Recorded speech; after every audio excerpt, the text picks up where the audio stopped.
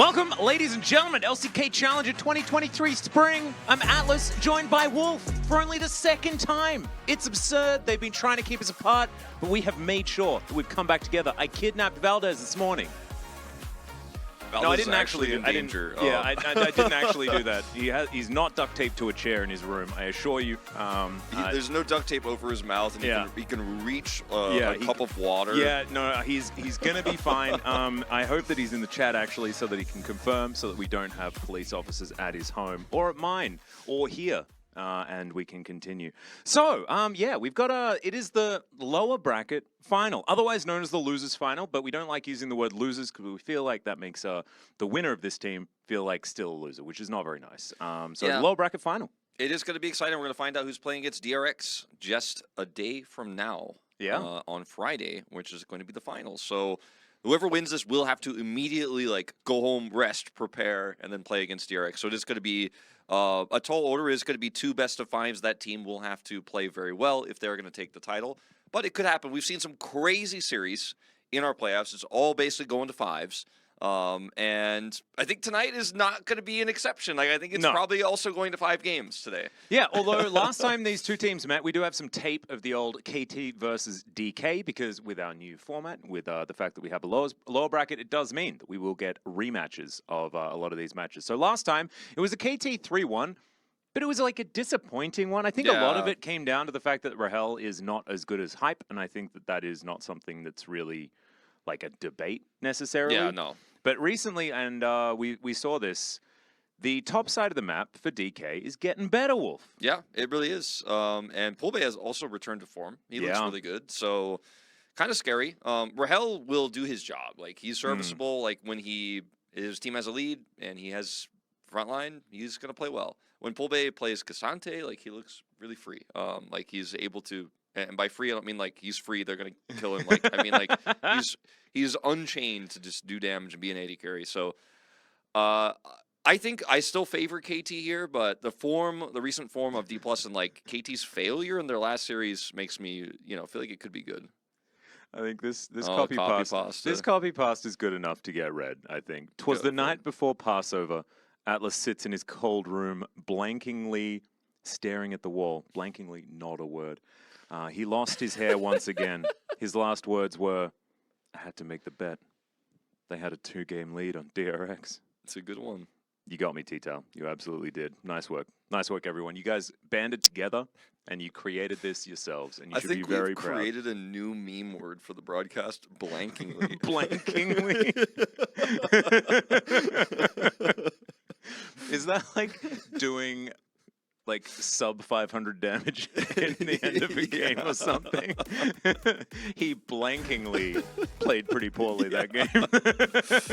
Here's the bracket. As Atlas mentioned, we did have these two teams face off before. KT did win, but that D+ that we saw in that series was not the same D+ we saw beat T1, I think, on Tuesday. I think the D+ we're looking at right now looks way stronger than what we were seeing early on in playoffs, so I don't think we're going to have KT stomping us 3-1 or 3-0.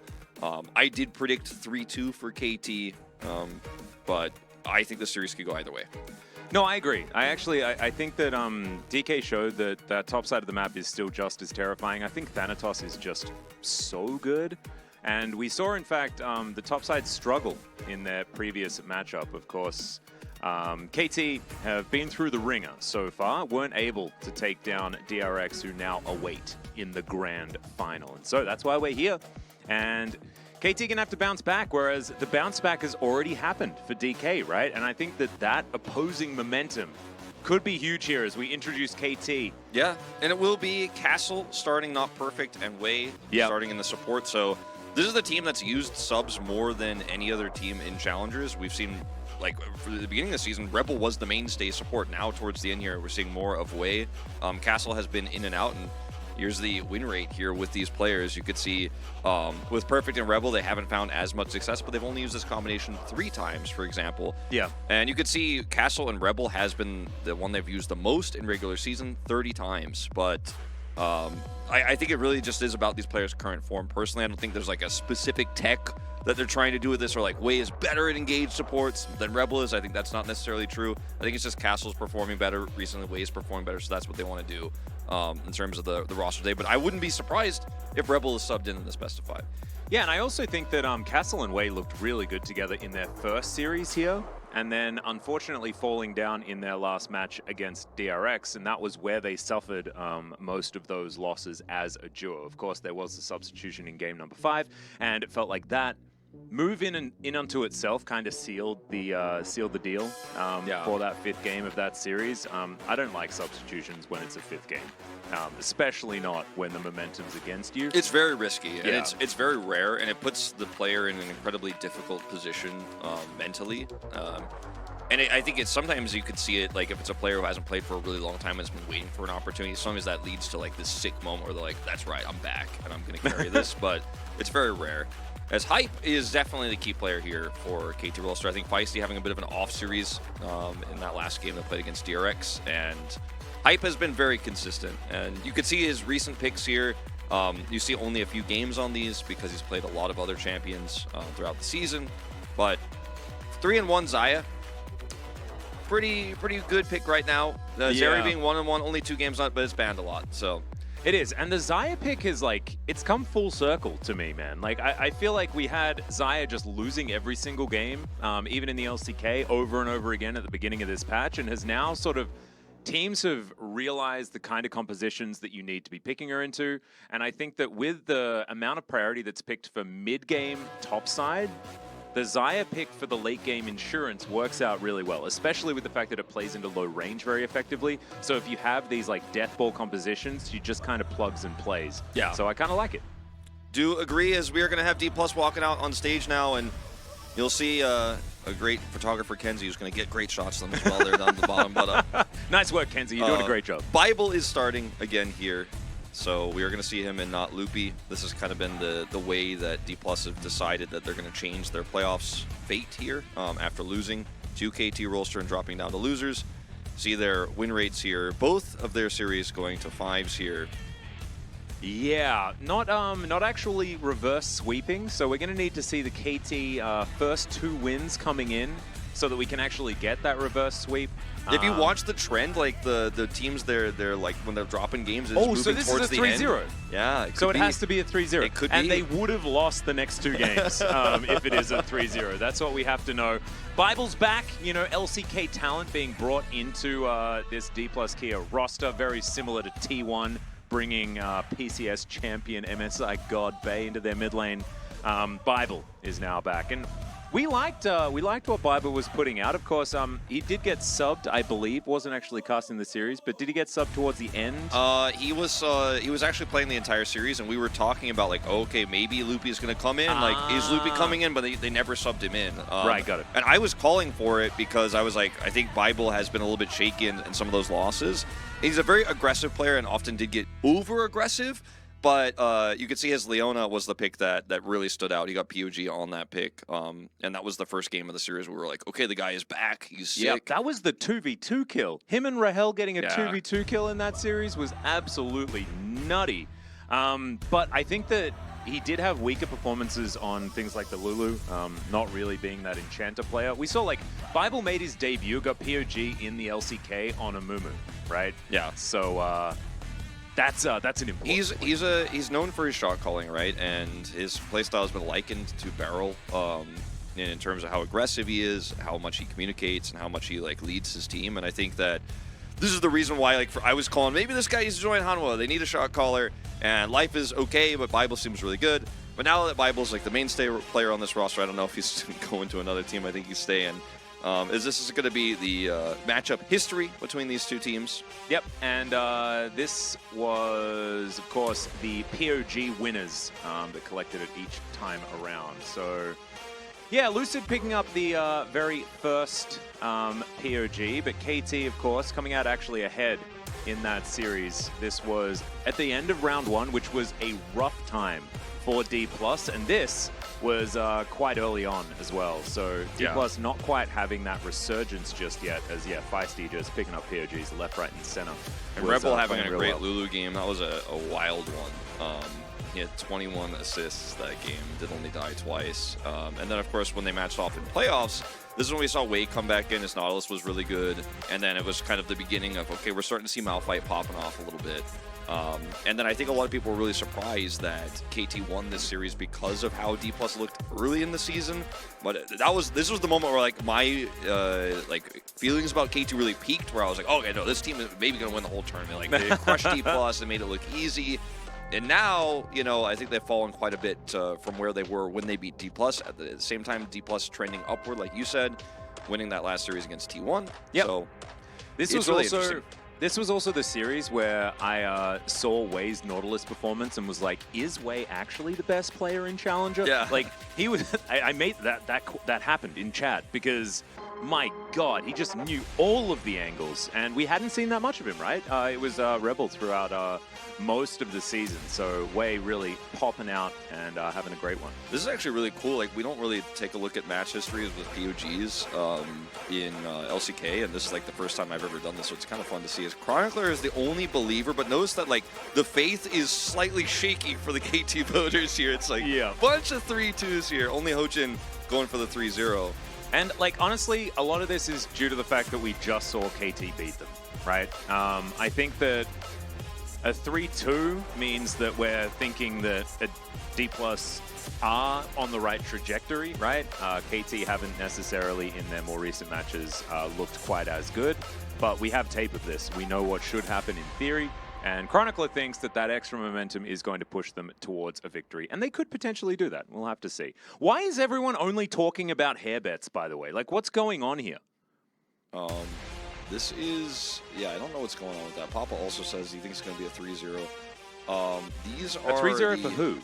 Predictions, or wait, oh, this is, wait, hold on. Is this actually, like, how many games that the casters have cast? Yeah, so this is Gen.G and the Marine, and how many of, this is actually hilarious, like how many, like depending on who's casting, the games go longer. Yeah. So when caster Shim is casting, like it's going longer a lot of the time. When the Marine is casting, it's a lot more 3-0s, as you can see here. The Marines only cast one game that went 3-2, whereas it's been caster Shim only. And I don't know who's casting today actually, because I wasn't paying attention. I didn't see the Marine. I think it's caster Shim. Yeah, so it's probably a 3-2 is what we're saying. I think that's where it is. That's actually hilarious that we got a stat for that. Yeah, no, that's actually amazing. Also, Yundo, can we confirm the hair bet? What is the hair bet? We need to make sure that we keep that in mind. Apparently, Yundo made a hair bet. And wait, really? Yeah. So Yundo, what is it? It is Shim today. Okay. All right. Cool. That means that we're going to be here for a while, settling in. Chairs are very comfortable, so very happy about that. You know, we're in good company. Hopefully, we're going to be able to have some dinner soon. That'll be brilliant. Also, there's an Ashe ban on blue side, which is odd. An Annie ban, not odd at all. We should see that throughout the entire series, I hope. Malphite also taken away here. I think a lot more teams should be banning Malphite on blue side here, just because it allows you to draft more comfortably and you don't have to worry about that pick coming over. So I do like to see that coming through. And it has been a pick that's been so troublesome for AD carries in the past. It allows Hype to just sit back and be safe and feel safe, and allows him to do more damage. And that's your win condition as KT, so just take away the biggest threat for AD carries right now. Just put that off. Yep. Well, Xayah ban coming in here, and now actually working our way into red side bans. Very interesting. Oftentimes we see the Rakan being banned instead. We saw T1 start doing that in the LCK, actually, and then that sort of trickled down here to Challenger as well. But it's the Xayah that's banned away instead, because KT have played it with Nautilus as well and looked great. Yeah. As the Elise is also going to be taken away from Lucid. Big surprise. Now, Varus is a pick that I think Hype is very good at, even if he's playing on hit, and it's going to give you a lot of lane prio. So if that's left up here, I think that's probably the route that we're going to see them take instead of just picking Zeri. But they certainly could pick Zeri, but it's very difficult to play Zeri into the Varus in lane. So the Viego bans, where it's Hambach, interesting. And with Elise and Viego banned, I think they're expecting they're going to get the Varus into the Zeri, and that's a bold choice to make as D+, especially considering Rahel Caitlyn is the weaker of these two. I would love to see it. And it's Rahel's Caitlyn as well. He has actually found more success on that champion than a lot of other AD carries. Yeah, I agree. He's picked up POG in that series we were just talking about. Like the one game that D+1 was his POG on Caitlyn in particular. I hope they do it. It could just be something a little bit more cheesy. And the Scion will come through. So, there's okay, the this is going to be Caitlyn Scion. Caitlyn. I mean, And this is so good for the lane, oh too. my God. If they do the strat. Are they T1ing? Yeah. Are they just going to T1 cheese KT? I think they might. That's not fair. After banning the Scion every game against T1. Yeah, it was Scion Maokai every time. And this is the thing that makes me really sad, because basically we didn't get to see Harmonic Life Esports in playoffs. Yeah, it was because actually they it was were wild. they were the victims Yeah. of the initial cheese, and they gave everybody else the tape in order to stop T1 from doing it. And so now we're going to see DK's attempt. I think they might just pick up the Maokai here, actually, right away. Because there's a few different supports Caitlyn can play with. You know, she doesn't need to have the Karma or the Lux to do well into Varus. She could actually even just play with an engaged support, and depending on what the lane is going to be. As we see Sejuani picked here early for KT, and I'm going to get an idea of what they want to do for the Scion. Yeah, I like this a lot.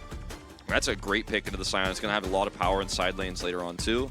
We were calling for this, actually, during the Harmonic Life Esports series as well. It's like, well, if they are going to play the AFK Scion, like, sit in bot lane, at least have a topside win condition, right? And Gwen definitely offers that. You put Cassante up there, you're just going to have a bad time. Now Maokai's locked in.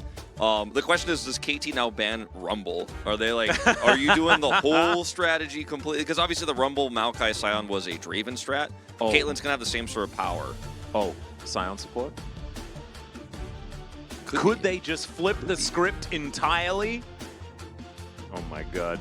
All sorts of crazy stuff could happen here. Also, interestingly, if Scion wants to do that strategy on red side where they go to the red buff, maybe Castle actually comes and fights them, because at level 1 he will like smash that as Gwen. And I think that's something they might do is, okay, Draven is banned. They're like, it's Caitlyn support with Draven, and you're doing the Rumble pick as well, as like that's what you're going to try to do. They're going to ban Rumble potentially now, even though the Draven isn't a thing. I actually like this ban a lot, even though it seems troll. It's actually smart.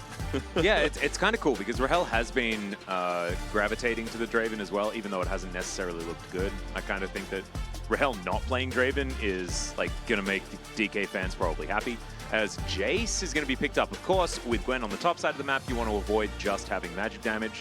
As, oh my god, could you imagine like last pick Thanatos Nasus if they only pick magic damage and Varus? Both of these teams are like they're cooking, so like they're putting on the oven mitts right now. Like, all right, we gotta ban the Draven, we gotta ban the Jace here. Like, just keep your oven mitts on. Be safe in the kitchen. Is Bible a Kalista I think guy? he might. I don't think he know. might. I don't think. I mean, we don't know because we haven't watched him. Like, I mean, probably Chronicle has a better idea, but I don't associate him with Kalista. Ooh, Jhin. Oh, okay. So it's Caitlyn, Jhin. Either of them could be support. There's a lot of traps in this lane. Kind of cool. The amount of setup, pretty huge. And now, that Rumble that you were talking about, Wolf. That Rumble's looking scary. It does look pretty good, and they banned the Lux, which is kind of a weird take, because like they banned the Draven. I'm like, okay, you guys got to read on this. But then they banned Lux. I'm like, okay, maybe you don't have a read on this. I'm not sure. And also, like, banning the Leona when there's Nautilus still up in its way is, like, kind of sad, because then he gets to go towards it and be very happy. That would be fun. It would happen. This is a way to have some physical damage. Okay, now it's like you can't play Rumble now. I'm gonna all in you. It's gonna be a bad time. You can't play Kassadin, which I don't think they were planning on doing. Yeah, that's true. They that's can't play Ryze as well. Yeah. They could just play Victor, I guess. Maybe that's one way to salvage this. If they lock in the Rumble here, they're gonna have a really hard time. Oh my god, they just did it. All right, so it's Pantheon. Pantheon is going somewhere. In this game, he is going to one of the lanes that exists, or the jungle. That is what's happening here. I think he's going mid, but it could be like Maokai top, we Scion could Scion mid. top, and it could be like the hard counter Pantheon into Gwen top lane.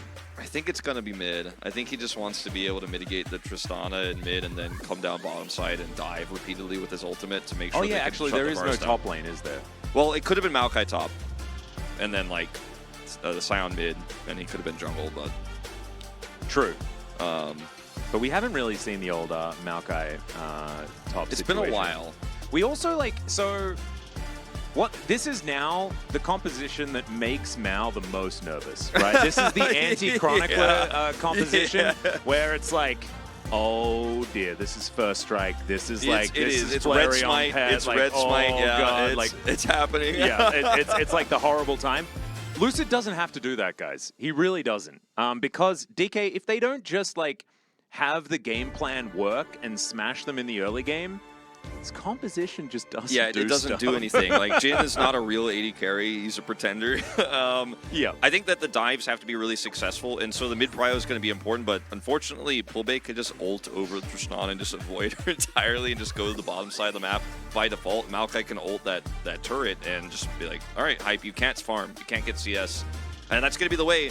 But I think if this game goes even at all with the Gwen and the Varus here for KT, they have the way better scaling comp. So D+ need to make those dives work. And that's not even including like what could happen at level 1 at red buff. So we'll see if they actually hard commit to that with this composition, because they do have a really strong level 1.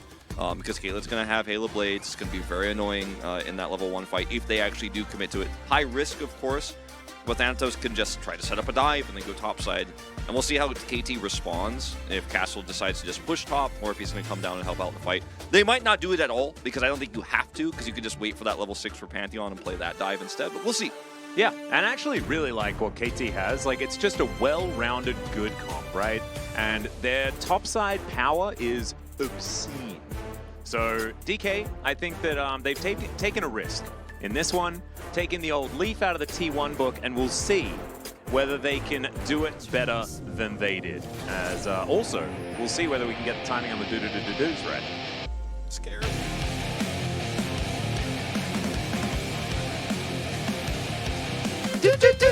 Oh, I did one extra, no! It's okay. If you missed the first one, then at least you've got an insurance do, you know? All right, it's always good to have an insurance do. This is exactly what we expected, right? Yep, they're doing it, and it looks like KT are just not going to deal with this. Hype will get some poke down, maybe, if he goes for it. Oh, he spots him. All right, gets all the info that they need, and immediately, D+ know exactly what's going on absolutely everywhere. So, Rahel's like, I wanted to get a Dark Harvest stack. They just walk into us, man. So now this is a little Gwen bit of a roughie. Is proxying the minions, by the way. Like, Castle's completely prepared for this. No, this is exactly what they needed to do. This is why we were saying, like, the entire time, like, just pick Gwen. Just pick Gwen. Yeah, this is actually super smart, and so much farm is going to be denied. Because he does this, the minions will crash into the turret faster, and Thanatos will lose more farm by sticking around. And we'll probably want to teleport as soon as possible, but like a whole wave is being lost already, and it's going to be 2 in just a moment. This Castle, as Gwen, can do this very easily in the early levels, completely uncontested. Yep, Humbug is going to move over, so... And Nautilus is super strong into this too, because you can just root and make sure you hold turret aggro. Yeah, and now KT just need to play defensively. If they don't die, they win. Yeah. That is how this goes. Like, the game basically ends if this doesn't work out. Yep. So, good luck. So Castle is going to go back. He can teleport to lane if he would like to. He can teleport bot lane to help this if he would like to as well. And there it is. The teleport towards the bottom side. Immediately the hook comes in. Thanatos will be taken down for first blood. And this is not how this one's supposed to be played. KT, they knew exactly what to do. It's Hike. He's gone rogue. I don't know about this one. They are going to be able to trade it back. Thanatos' zombie is going to be taken down. I got a little bit scared that somehow he managed to die twice, but it's not going to happen this time.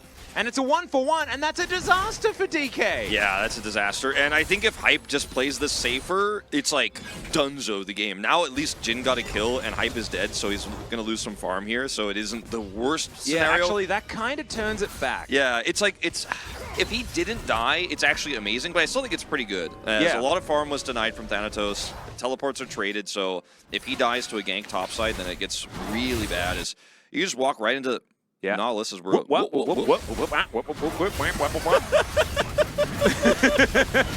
Thank you. You're welcome. Yeah. And back in. There we go. Yeah, the only thing really to break down there is, of course, the Nautilus insta-hook in the root, which is obviously why Nautilus is so strong against Dive, which was picked after Leona's ban. They didn't ban the Nautilus. You called out 2 ways a fantastic Nautilus player. And the Hype chases because he gets greedy. He dies. So that's not great, but that was the one part of the replay we didn't really see. But you guys could see it in the CS numbers. A little bit unfortunate, but I think the game state here, overall, still pretty good for KT. Yeah, and the thing that I wanted to rethink about the situation was the fact that Castle teleported and Thanatos didn't, right? So he got to go immediately back towards top lane, and even though those first 2 waves were just completely missed, he did get to spend a little bit of extra time up there without Castle around. So he also lost a lot of experience, so Castle is going to be up on him, up a level on him for a while, which is pretty massive. He got early boots too, so now he can really put the pressure on, so I like that. And now Humbug is playing around bottom side here. They've got the lane pushed. Humbug, it would be good if he like killed some camps. He doesn't. He's got 3 so far, which is not very many for right now because Lucid's like triple the amount of CS, and now Wei is going to walk into a trap. Yeah, I think the idea here is just like make sure we don't lose control of this lane and Hype can farm, because the Cobb just massively outscales, as we've discussed, and he's willing to sacrifice his entire early game to make sure that happens, or rather that it doesn't happen to his bot lane, and that he could just farm normally. So it is going to start to become a problem when we have team fights and he has no money. But for now, it's okay. As the Pantheon, people are talking about, is it a lane counter? I think it's just fairly safe, and it is going to be great. Obviously, once he hits level 6, which is coming up soon here, he could teleport back to lane, be at full health, and then set up dives. And this is where things get really hard to deal with. You may wait for Lucid to hit level 6, because that's going to be the big combo where you Maokai ult, and you Pantheon ult, and you kill the Varus. And even though he has cleanse, he does not have flash, and you can only cleanse one of these amounts of CCs that can be running at you. Yep. Also, Lucid, great read, understands that Humbug needs to head towards his top side eventually, and so therefore should be able to take this dragon for free. Will be able to do that. There's the teleport from Pantheon. He's going to hit 6. I think he'll probably wait for Maokai, but, I mean, they do have this wave push. They're already grouped on Drake. They could try to make something happen. Yep. I like DK focusing these dragons as well. It's going to be an Ocean second. Could be an Orcs Drake, which would be very sad for DK, because they want to snowball, use that as their late game win condition. Yeah, Chemtech doesn't do that because it's terrible, which is sad. Pulbe has hit level 6, so the Grand Starfall, which I'm going to be calling Grand Skyfall throughout the entirety of this game, needs a disclaimer that I do know that it's been changed, but I think it's worse. I was just thinking about that because the first time we cast Pantheon together, you and I were both like stumbling over like, wait, which one is it? Yeah. I was thinking about that recently. I saw a Pantheon game in another region. Castle. Oh, Gwen's immune. Yeah, and if she wasn't, she'd be dead.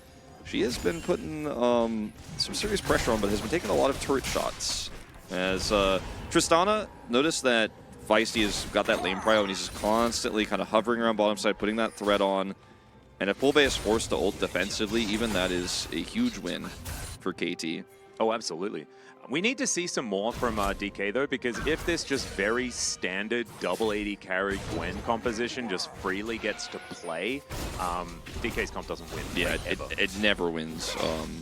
Like, they have a 400 gold lead and a Drake. That is not enough. Thanatos is going bot with ult. Okay, this is the timing. This is the moment. This is the 5-man, we kill this turret, get all the plates, and deny Hype from existing moment. Level 6 across the board.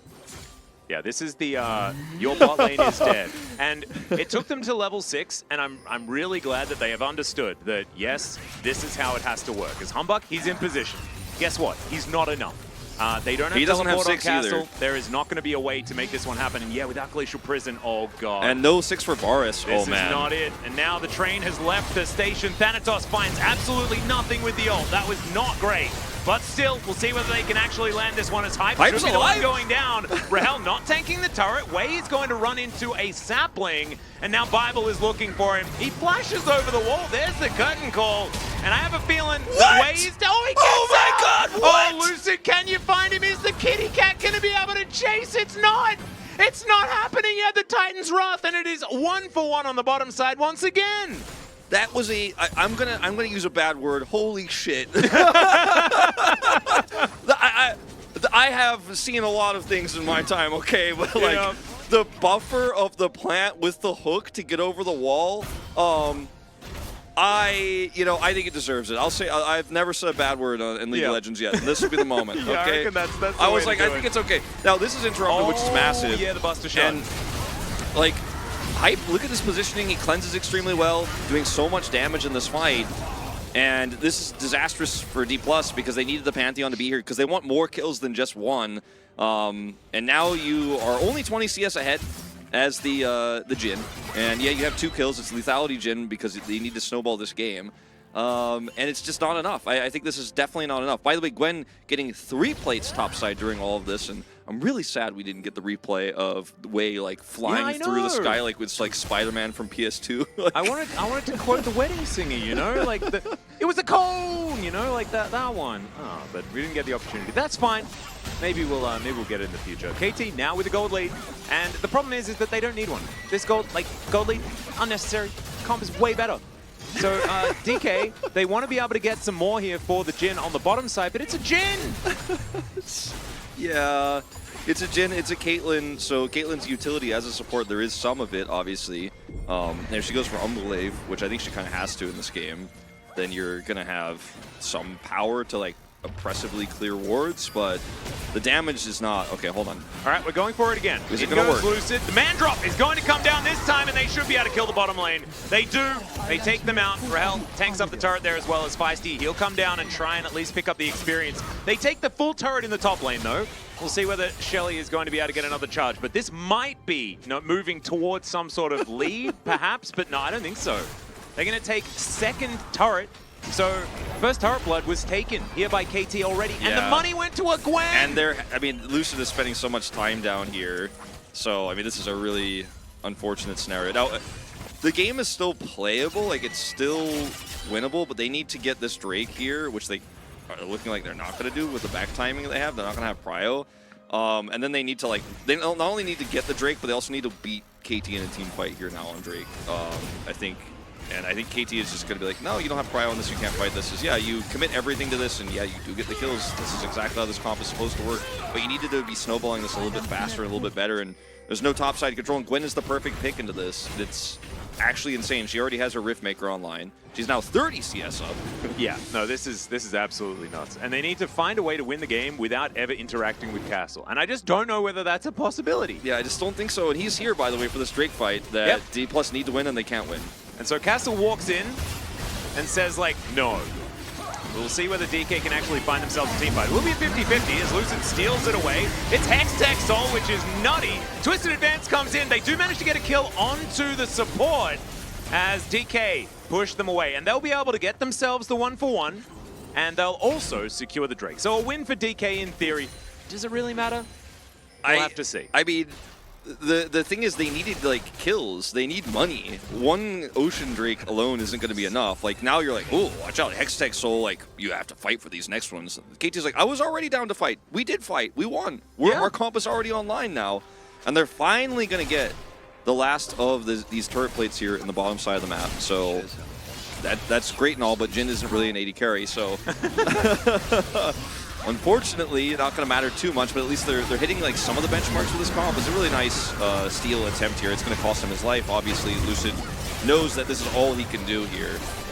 Then you get Wei, but you needed to win the fight. And you get some summoners like, okay, but this needs to be like a 10-3 kill score for D+ at this state of the game for us to feel happy about where they are, because the only gold lead is on a Jin, as you could see. Well, it's also on a Caitlyn. Yeah, I guess so. You know, and she's a champion in the late game, right? Support Caitlyn, support lethality Caitlyn, totally a champion in the late game, right?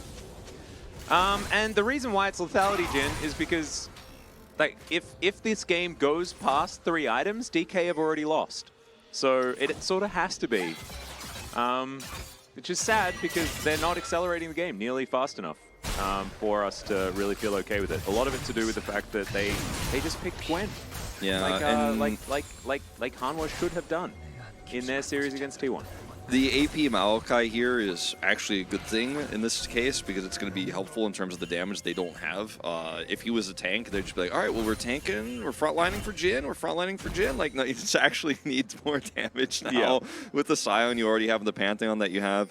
The Pantheon, who also does have 2 of those kills, so that's significant, but he's not good. Yeah, he's not going to be a huge win condition in most of these fights unless they can blow up hype every time. But there's a second 80 carry, like you mentioned several times already, and then there's a Gwen with scissors that they're very sharp, but they're very deadly, and he will have a lot of AP and he will do a lot of damage. Well, the thing is, like, I guess if... So here's the... Oh, no, it doesn't work. It doesn't work. It doesn't work because Gwen exists. And, like, it's like, wait, no. Yeah, no. Because it's lethality Varus, right? That's what I was going to get to. Like, if they... Oh, okay, well, we'll see whether Rahel survives this one. The Deadly Flourish does come down. Man Drop comes in as hype, completely out of this fight, but that is a very dead Caitlyn already. Wei flashes to safety. Humbuck, he's not going to be able to do that. Lucid's going to be able to grab that kill as DK moved to 2 kills in the lead and a slight.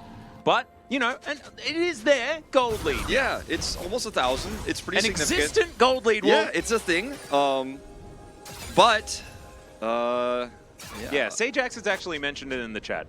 If they one-shot Tristana, yeah, maybe there is a way. Yeah, and it's like, not just the Nautilus. If like you ult in as Pantheon and stun the Trist while Varus is trying to ult, and then you would get a double knockup with Sion, and also the Maokai ult is then good. I'm like, wait a minute, there's an angle. Yeah. It's gonna get, like, right now it looks like it's still okay because we're trading kills like this, and KT definitely overextended a little bit there. Like right now, if you're watching this and you don't, fully have a grasp of how the scaling is gonna work, you're like, oh, but it seems not that bad. But in 10 minutes, it's going to be really bad. It's going to be like unplayably bad. So they need to get these turrets off of the map. You know, they need to start getting more money. Is ulting like this for tempo. Curtain! Hype is going to get hit by the last bullet on purpose. Oh, okay. Kind of dope. Deadly Flourish from max range. Rahel, I see you. Nearly Deadly Flourish. Yeah. Oh, shaking my head. Casters don't understand. Sion gets infinite health scaling. Very true. Got us. All right. Oh, man, we just need to now stay in this game for 3 trillion hours so that the Sion's impossible to kill. Yeah. Oh, I knew it. Guethanadolia also, like, totally figured it out for us. I actually thought I was going to go home tonight. Like, I thought I was going to live the rest of my life. Yeah, no. I thought, like, I was going to be working to, like, earn money, but I guess I'm just going to be trapped in this game for the rest of my life now, because that's what we need to do for Thanatos to get online. That's how that one goes, as DK going to utilize Shirley in order to get some pressure around this dragon mainly. Feisty says, don't care about no dragon. I want to get some cash money from this turret. Not going to stick around, though, just in case he gets picked off, as this is a fight that KT want to take. Yeah, and these Hextech Drakes are very important. It's all up to Castle, really, to just break through this front line. And the Wombo combo needs to happen. Pulbe doesn't have ult, so he can't get into the back line. Ooh, it's traps going to be down. Tough. Yeah, good traps, and they have the Scuttle, which is actually pretty nice here. Okay, so Castle's flanking.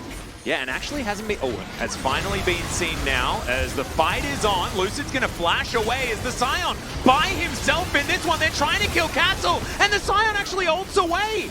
It's a 1-for-1, and it's Pulbe that takes down the Gwen in the end, but the Drake is secured by KT, and that is very important. Yeah, look at the damage Gwen did in the fight. A lot of that is just because everyone was stacked on top of her, and that's going to be a problem later on. But what's crazy about this, too, you could see Sion has a Jack shows, so he's fairly tanky, and these longer fights obviously going to stack that up. But he didn't really look like a Sion in this fight because he's so behind. Like, watch how much damage Thanatos takes at the beginning of this fight and how quickly he goes down and how easy it is to front to back. And when you can 1v4 on the other side of the fight as the Sion's dying, imagine what it's going to be like when Gwen has another item. Imagine what it's going to be like when the Forest is actually starting to scale and will kill the Sion even faster. Like, so it's like, oh, okay, it's okay for D+, right? Like, it's okay. Like, they didn't get the Drake also. Yeah. It's going to get worse, guys. Like, I feel like a weatherman. I'm like, it's going to be bad here at 25 minutes, you know? I see... the rain will not abate. Yeah. By the evening, you should cancel your afternoon run. It's sunny now, but it won't be. I have bad news to tell you, sir.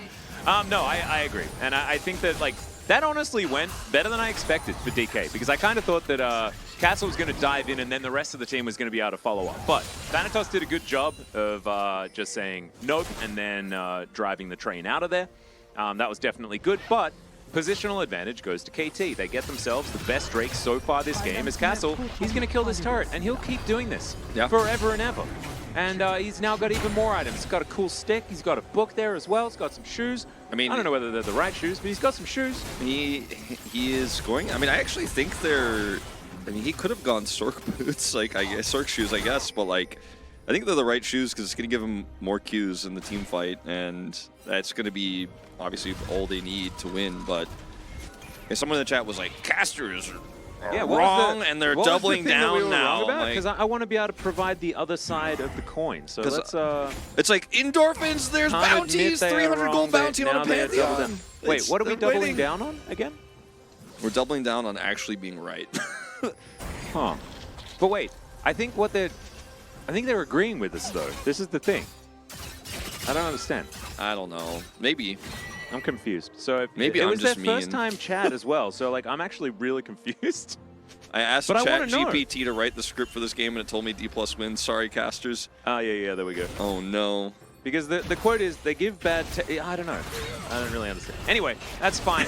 You just let us know. Like if you want to explain why we're wrong, I'd love to entertain you. In your take, because we enjoy like bad takes and good takes. It's fine. Sometimes either of them.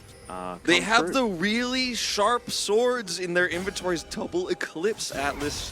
There is like I think their comp is quite lethal in the late game world. Yeah. You know what I'm saying? Deathcap second coming through here very soon, by the way. Castle, I didn't think he was quite going to be able to buy the second rod. He did. He also has been holding on to that amp tome. He's like, actually, I think I'm just going to go Deathcap. He was like, yeah, I'm just going to go Deathcap. He's like, yeah, I have killed two turrets by myself this game. Yeah, I think I will go Deathcap. Yeah, there's like two schools of thought. It's like either he was going to like, he was just looking for the most AP possible, or he was thinking about going Shadow Flame. I think he was thinking about going Shadow Flame, then he's like, wait, that doesn't make sense. Yeah, I actually think Deathcap Void Stop is just the best way to do it, because you're just going to freely get there, and you may as well guarantee that you're going to hit the most powerful spike possible as the game goes on. I respect it. Oh no, Lucid's gone for the Imperial Mandate build as well. I would have, like, if you're going to go, like, as much AP as possible, like, just do it properly. Don't commit.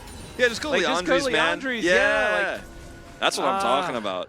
Because now it's like you got the worst of both worlds. Oh, look at this. KT's donating ward money over, too. They're really trying to give D+ a chance.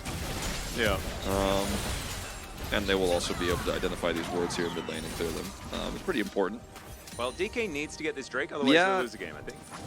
I think so. I think they needed the last one, and they failed failed that. What was that guy's name? Fast something.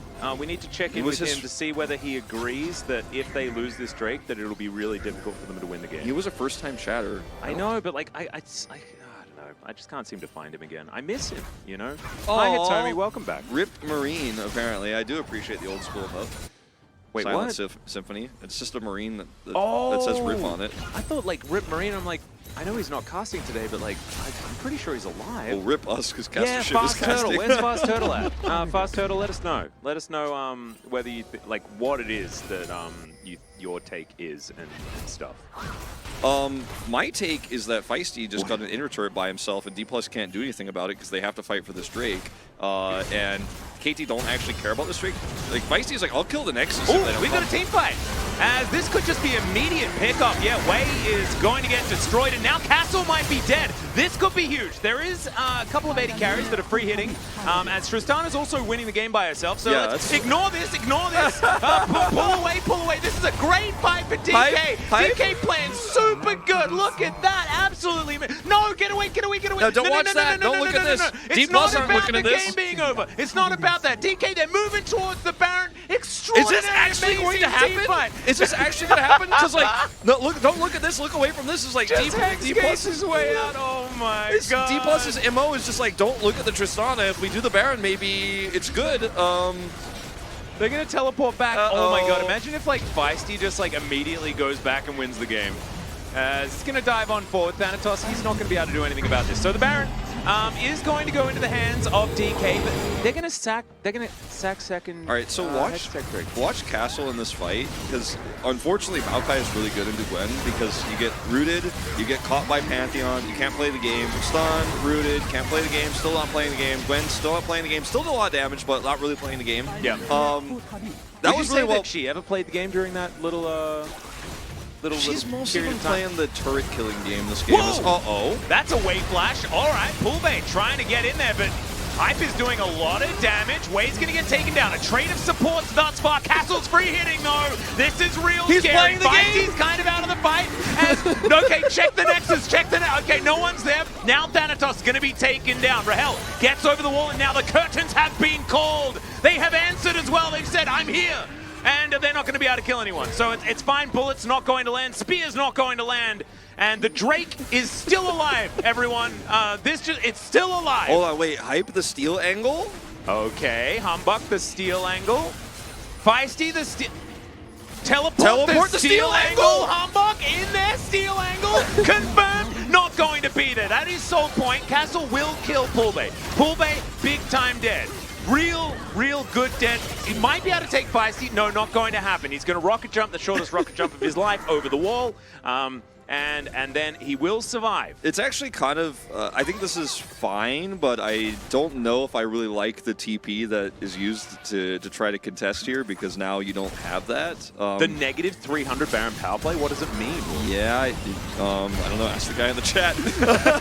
As this time Castle is playing the game and he's playing it a lot, and so it's not great, unfortunately, for D+ in this fight, as he's able to do a lot here, and you can see that Rahel is not, unfortunately, because he's Jin. It's not even his fault. Like, hey guys, we're kind of memeing because the game ended really early on, and like D+ have actually kind of done a lot, considering the game was over basically a long time ago.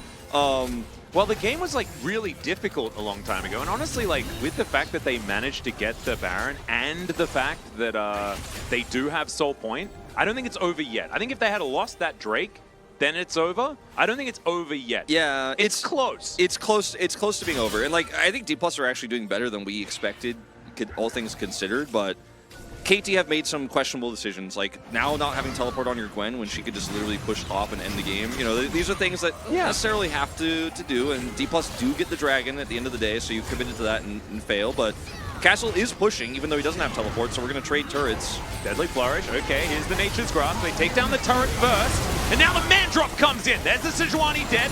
This could be the type of snowball they're looking for. Ignore the bottom lane. It's not about that. As Wei, will he die? The answer's no. Hype also down to 50%. As Poolbay's looking for Feisty off to the side. They'll take this inner turret. Gwen is still in the bottom lane. Yeah, and I think losing 2 inhibitor turrets probably not worth. Yeah, probably not worth. He is doing a lot of damage because, as we've been talking about, picked up the death cap, and now she has enough money for a Void Staff, probably.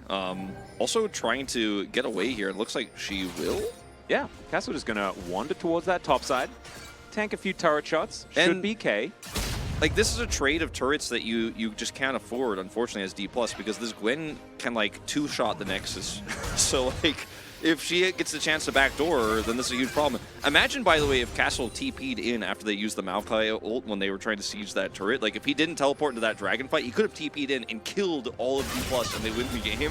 Yeah, or he could have stayed there and actually sacked himself for the second inhib. Yeah. And theoretically, they could have made that one work. The timers aren't great on the Drake and the Baron, so I respect his decision not to do so, because I feel like DK would have enough time to get those waves in order. Yeah. But still, it just feels like KT have so much, like, as this game progresses, KT's flexibility gets more and more. It only increases as time goes on, and they just get to watch as DK more and more desperately throws themselves at them. I feel like Chronicler's like watching this game, like going like, these casters, SMH, man, they still haven't realized it's challengers yet, and that like, even though KT has all these beautiful win conditions and they definitely should be winning, like anything could happen here, and I'm like, all right, Chronicler in my head, you're right. Yeah. Like, I guess maybe D+ might win if they win one team fight, if they kill Hype, who... I mean, if they get a Hextech Soul, they win. Because the Hextech Soul's busted. It's busted with this comp, for sure. It actually makes their comp playable in a weird way.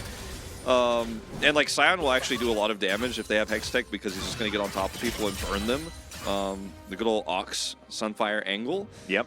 And Ox, the new commentator for the LCK and sometimes challenger, Ox, O-X. O-X. The new spelling. You think that's his Zodiac? I wonder. Ooh, Year of the Ox? Is there one of those? Do they exist? I think so. I think so. Can anyone confirm? I don't think there is, but maybe there is. I'm not really a Zodiac guy, as that is going to be a Nature's Grasp. The train is going to crash into a Nautilus. The man comes down, and now Hype is going to be engaged upon, but Poolbay, he gets the same treatment. Feisty tries to get out of there, but he's not going to be able to do so. The mid laners are both dead. Way with the tiniest little dredge line. It's adorable, and the Sejuani's going to die. 36 seconds until this Drake is up, as well as the Baron's also 18 seconds away. Castle is alive, not immune, but also not there. So they lose. Yeah, he didn't do a whole lot. I mean, he did a lot of damage, but he wasn't able to stick around in the fight, and they ended up getting picked, and Hype was Chronicler, alive. by the way, wants to remind you that it's Challengers, Wolf. It's Challengers. There we go. Yeah, so it's not just confirm. Chronicler in my head, it's Chronicler in my chat now, too. And, yeah, well, this is going to be the Baron going over to D+.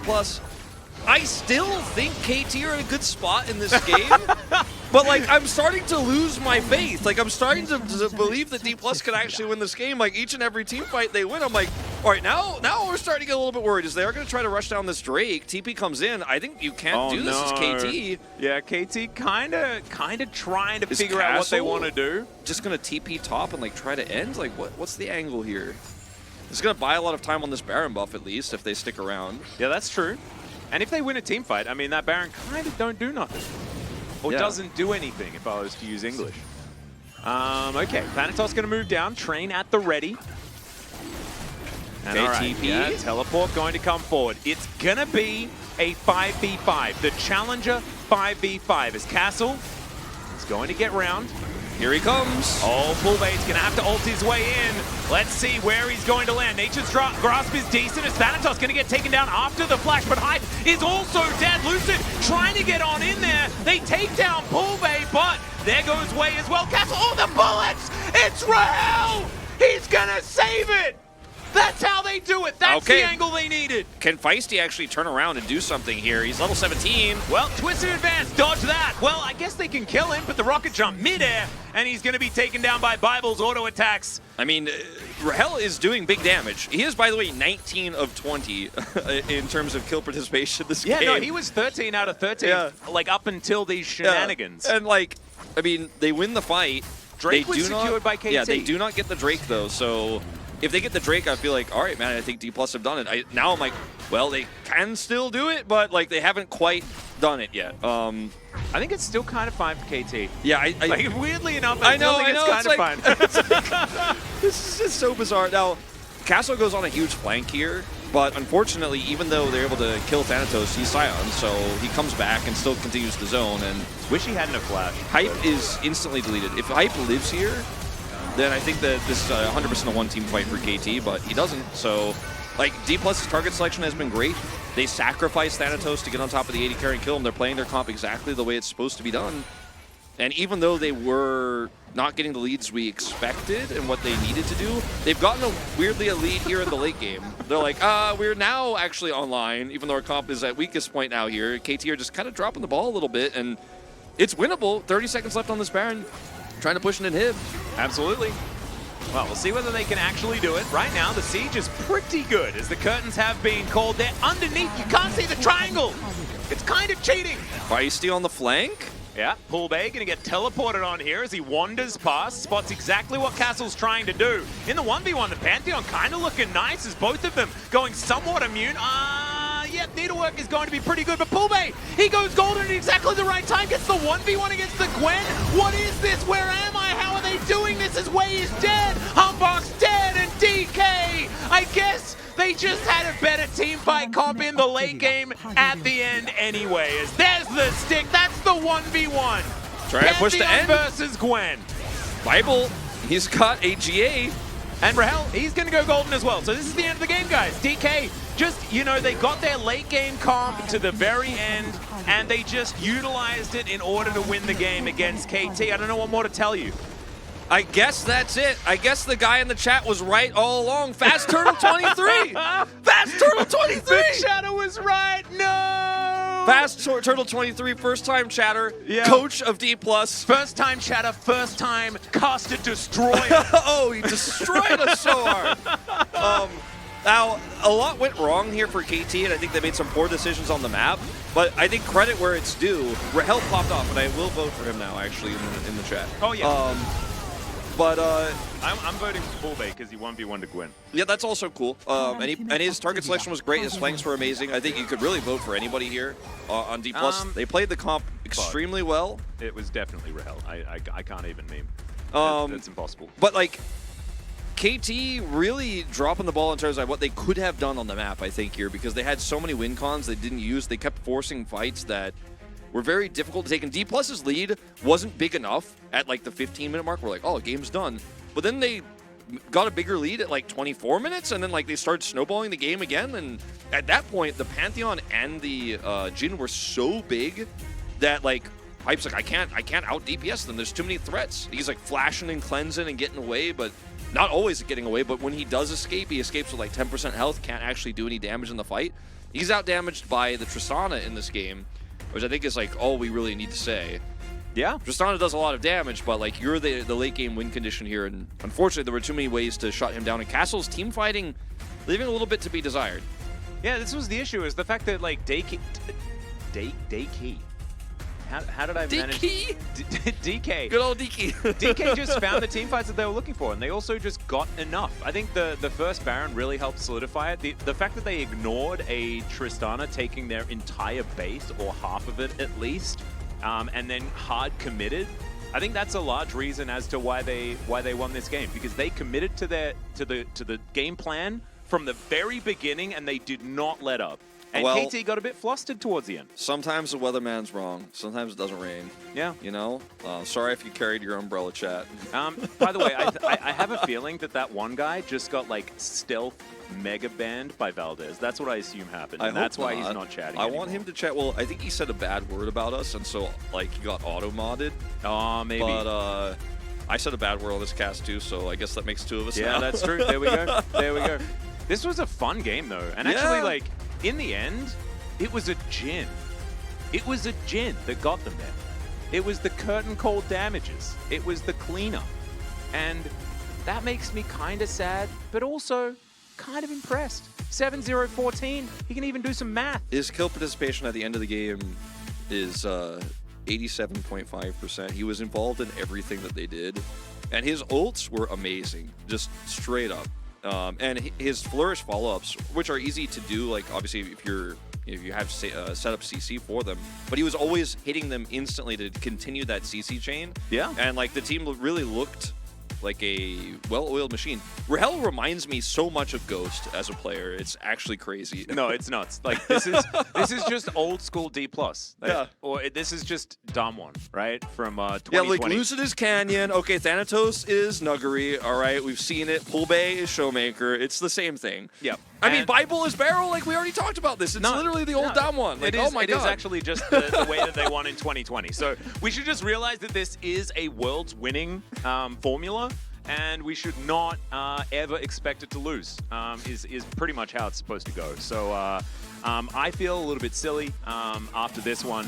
Thankfully, that one guy, he told us. He let us know exactly what was supposed to happen here. We're going to go to a short break. When we get back, we'll see what more shenanigans DK have prepared for us and whether KT can answer them.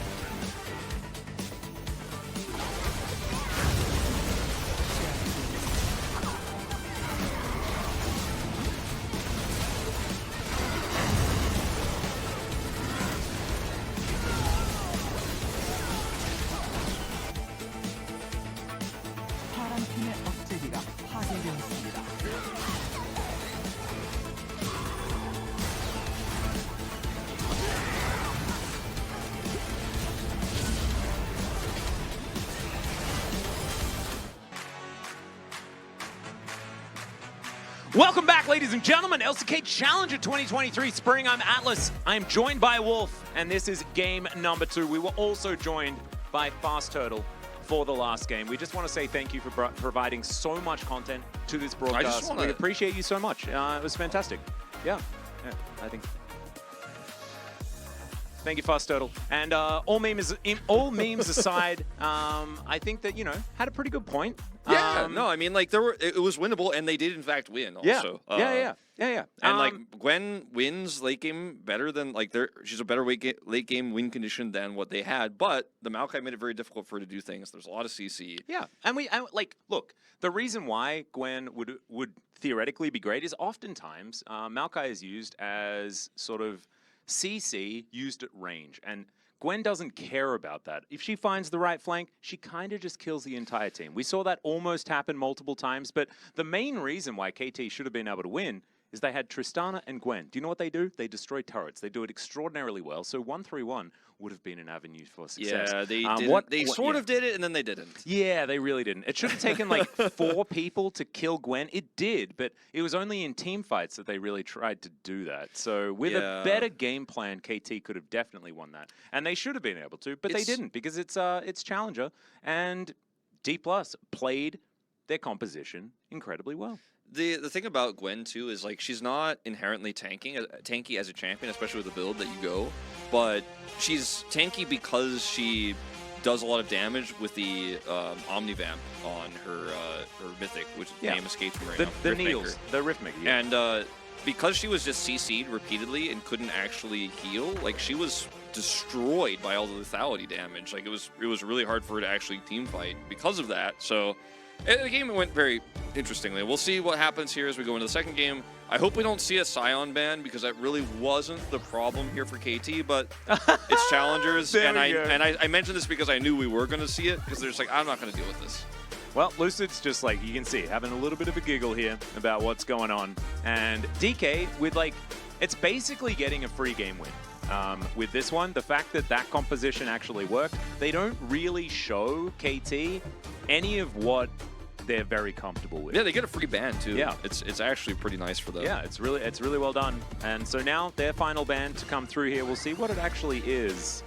They could take away the Varus if they want to deal with that, but once again, it will be Viego taken away from Humbug, and they haven't changed anything in their bans whatsoever. Yeah, I wonder if D+ are going to try to play Caitlyn again, or if it's going to be the Zeri that I expected. Like, I thought this is what the draft was going to look like last time, but they were like, we're doing the Scion strat, so everything became about that, and, you know, it worked out for them in some ways. Yeah. They got the W, so we'll talk about the future and not the past anymore, as Zeri will get locked in, so a very difficult lane to play into Varus.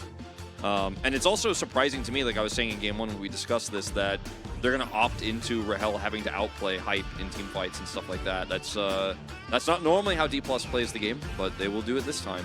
And now we'll have to see what they're going to pair alongside the Varus. Something like a Heimerdinger that is still left available, one of the most banned supports that we have here in Challenger. It's a very different area, you know, like support Heimerdinger, nerfed to the ground.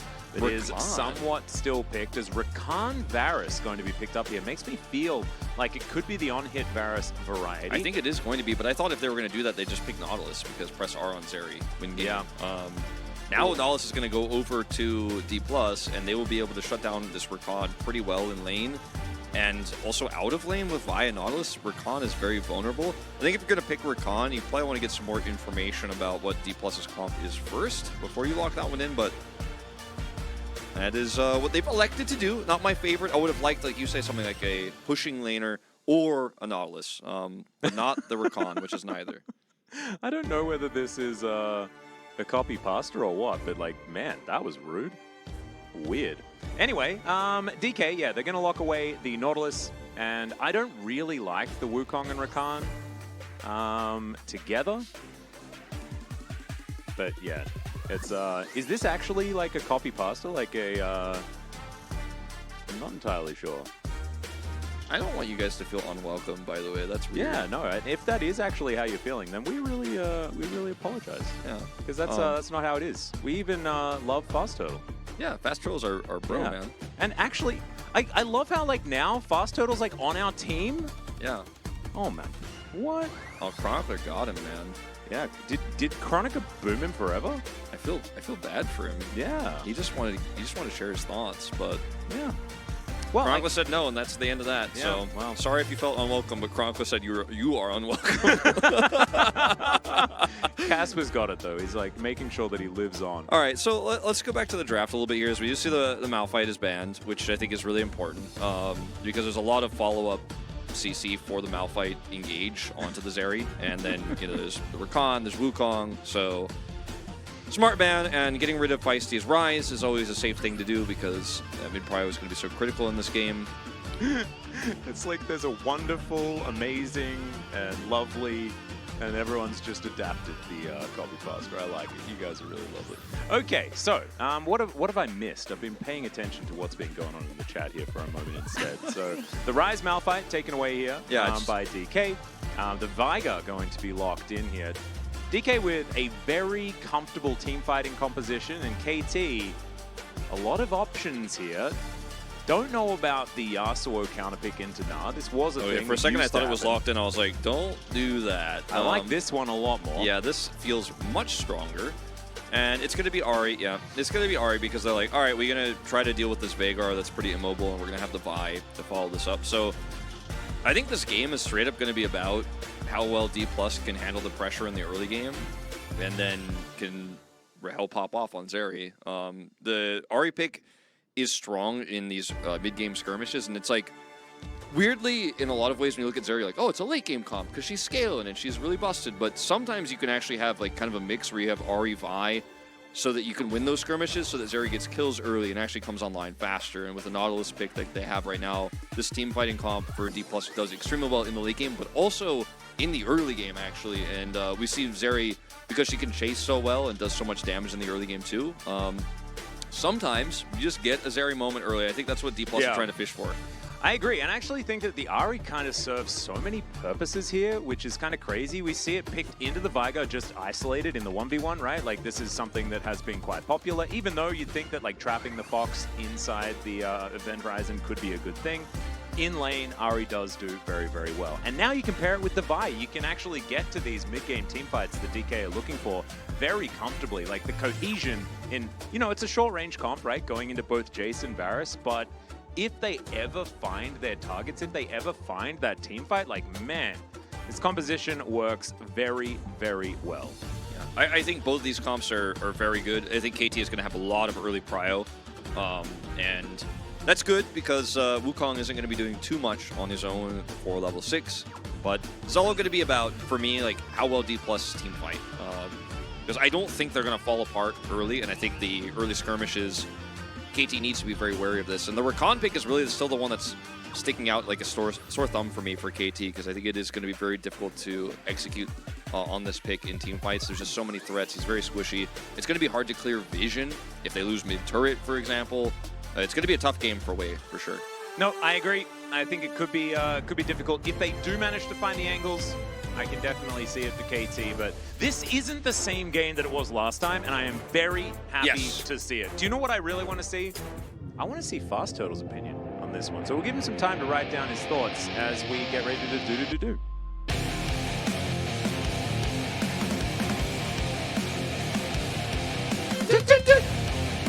Nice. Hell yeah. I feel like we nailed it. Did we nail it, or did we miss the first one? I don't know. I'm hoping that we nailed it. I think we nailed it. Maybe, like, our timing is, like, a little bit off. Like, our speakers, like, slightly mistimed to what we hear on stream or something, actually could maybe? be, yeah, that's a possibility. Oh, that could actually explain as to why, like, we always think that we're on, or it's actually... Okay, never mind. I think Valdez kind of theorized that might be the case once. Yeah, but we never really, looked into it too much. I'd never thought about it. Always feels like you guys nail it to me, yeah. Okay. I always tell myself that before you go to bed at night. I thought I was a little bit early that one time, but I think I was exactly I think right. we nailed it, yeah. Okay. Well, I'd read your name, but thanks for saying that we were perfect, even though I can't read your name, because I feel like that would, I don't want to be fired. I know, like, Wolf did a sweary word last time around, but, like, with a name, like, I just don't know. I'm not sure about it.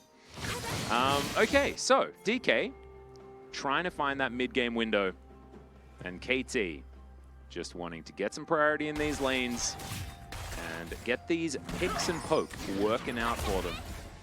Yeah, we do see that both of these AD carries have opted into the Doran's Blade, which usually means you think you can fight, and they are going to, at level 1 here, at least get that first Nautilus Dredge line. Actually, yeah, like picking for early prio. I actually thought Rahel might go. Oh, thought that he was out of that grand entrance. Now has to cleanse immediately.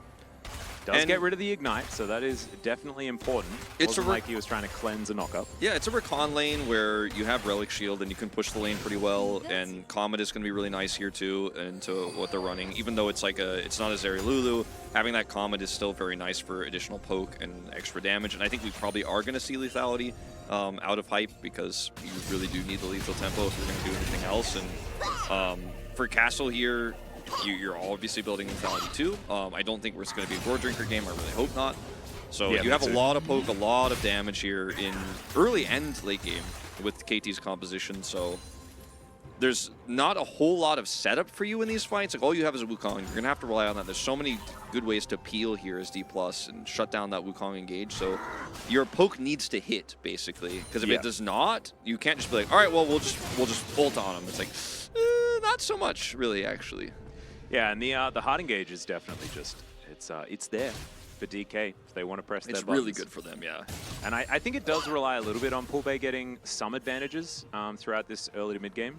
Right now, Feisty is laning very well, and of course we know that Feisty is just really good at the video game. So he should be able to hold his own here in this mid lane. I think we're going to be looking towards Lucid and Hopper to get this game going for both of their teams.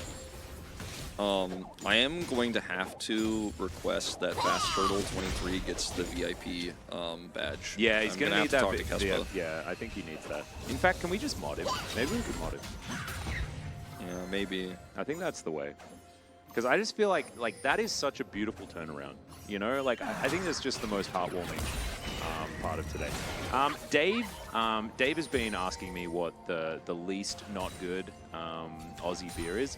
I don't understand the question. Is it Foster's? There's a lot of really good Aussie beers, and like, yeah, Foster's is terrible. Geelong Bitter is terrible, but it is very cheap. I mean, the least bad, it would be a craft beer, and it'd be one of like 40,000 different beers, and I could say any of them. And you'd be right with each of them? Yeah, I would, yeah. There's like Quad X. Oh God, I hate that beer so much. I didn't even know that it existed until I went to Queensland or Northern Territory, where they just only drink that. Not a huge fan. Castle with the missed cannon and sad shock blast. It's okay. It happens. Yeah, it happens. Right now he's got a lot of pressure on, but you can see Thanatos actually laning quite nicely, only down a couple of CS as these waves crashed. Great charm here from Poolbay. Going to get a bit of damage on Feisty, who just walks it off, or waddles it off. Yeah. On the bottom side of the map, Hype did go by his tier, grabbed a longsword, so he's going to be able to come over here and start stacking that up, but no jerk fire or anything like that, so not a huge spike. But it is pretty standard to get this tier early and start stacking that up. Yeah, I actually think that it's probably a bit of an early back for the Varus. Often you want to be able to get to your serrated Dirk. Yeah, it makes me feel like with the back timing here for Hambach too, they're just going to try to Drake with the prio they have. This nice hook from Bible. Yeah, it's actually, that's like a fourth of Hype's health bar right there. That was really well played. Nailed it. Ultimately not going to matter too much here, but good to know that his eye's in. You know, like that's what you want to see. Yeah, he makes the plays, man. Bible, he doesn't hesitate. Thanatos. All right, could be in trouble here as Castle getting him on the ropes. Does have teleport, but he's greeting for it. And if he, oh man, if Thanatos had just reacted and used his hop, then he could have just died. As now Lucid is here to at least hold the wave if Thanatos wants to go back or go for a counter gang if there was something being set up here. But Castle doesn't have any mana left, and it looks like Thanatos is out of the woods. So actually, like, in the end, works out extremely well for the Na player. Yeah, it really does, and it does not bode well with how these shock blasts are going so far here for Castle, for how this team fighting comp is going to have to be played.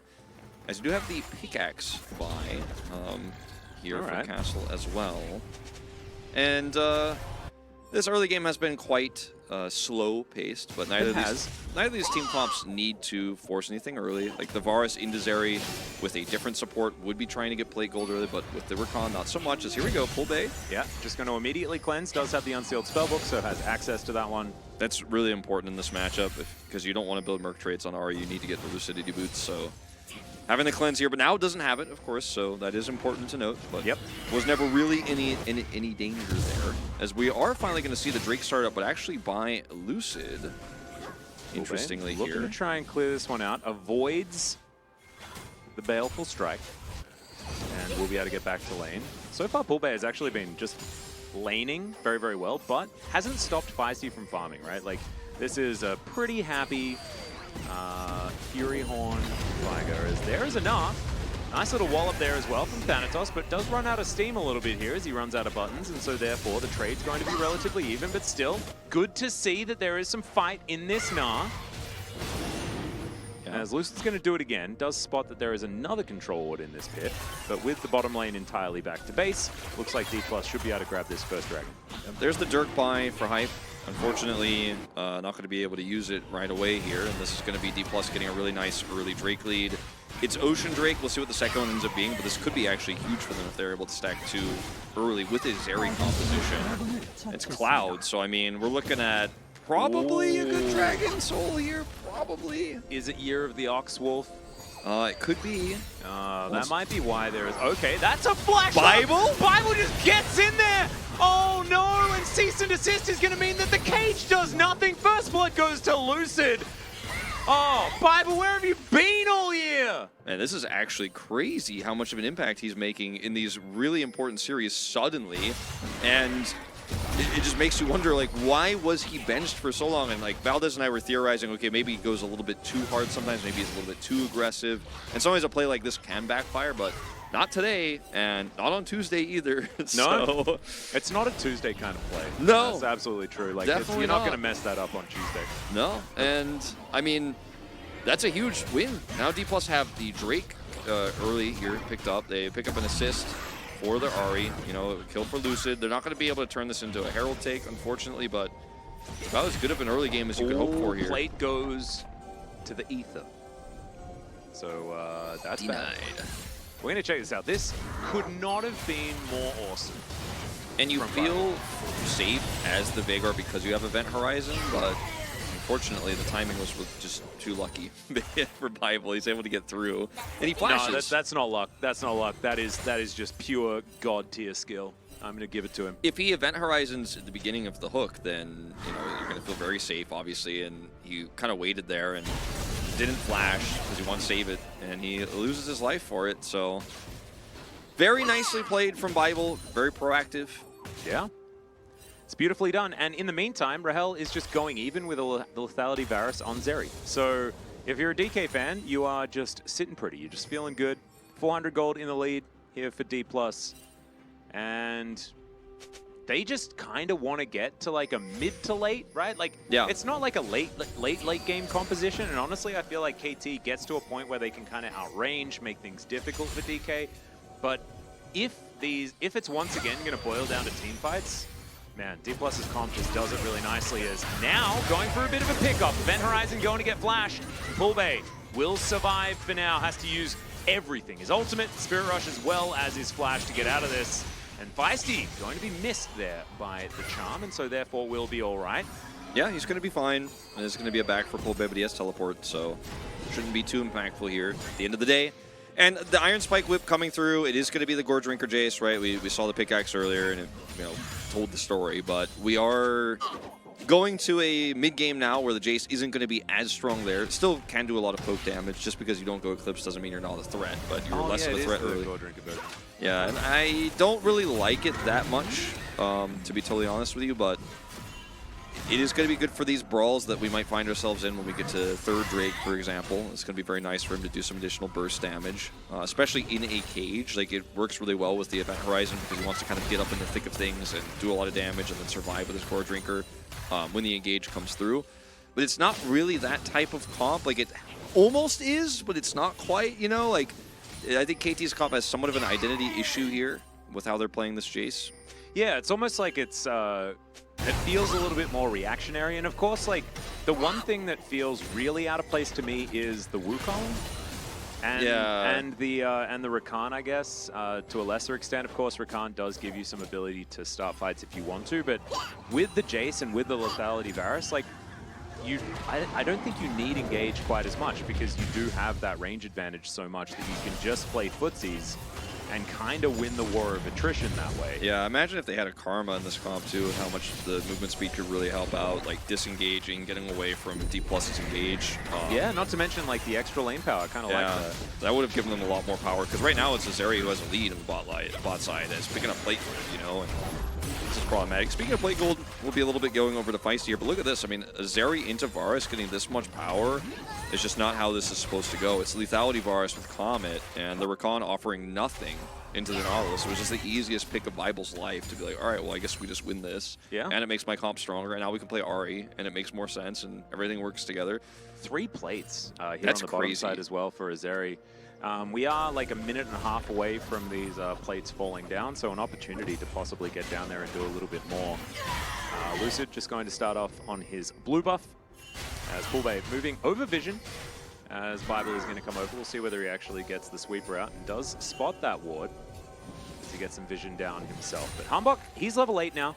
They haven't really had a big Cyclone play yet. And of course, the first one of those is where you really understand whether this Wukong is going to start doing stuff. I just don't have think himself KT his Divine Sunderer. Yeah, I just don't think KT should fight this. Like, I don't think they can. And if they tried to, it would be disastrous. And this is the, like, early mid-game power I'm talking about with Azeri in these comps, where you have an Ahri, you have the pick power, you have control. Going in. All right, yeah, they're going to look for it, as that is a very dead Rakan immediately. The Event Horizon is going to provide a little bit of safety, but not that much, as Poolbay's looking for another charm. Orb of Deception, not going to be enough damage there, but KT, like DK, they're getting everything that they want around this map. This is exactly how you want to play this comp, and KT didn't opt into the Drake fight, but they opted into being close to Bible, and Bible was like, well, that's my signal to actually go in and make a play, as Hype is now being zoned away from CS. Like, the Varus is being zoned away from CS into the Zeri. I mean, not because of the Zeri in this case, but like, this is the opposite of how this is supposed to be going for KT, unfortunately. And D+ now with Mountain Soul on the horizon into Lethality Varus, into the Jace. It is really just not KT's day here. Is, you know, unfortunately, Wei is just too far out. Like, this is what I'm talking about. Rakan is squishy, like, is very pickable. And Humbok is just spinning to help his team escape. And he almost goes down. Oh, man. Ujimaru actually has, like, the perfect call here. Also has your cat's name in his name, which means that he must be awesome. But he said, now that's what I call a Bible thump. It's a Bible and thump. That was a Bible thump. Like, Bible thump isn't sad when you're using it in reference to Bible thumping someone with an anchor. Yeah, it was a real thump. Yeah, big time thump. So get those tears off your face. That ain't it. That was a big old Bible thump, but we're not even sad. Yep. I think it's a Duckers moment.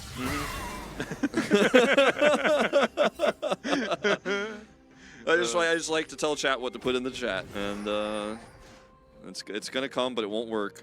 But it's gonna come, right? Right, chat? Right, chat?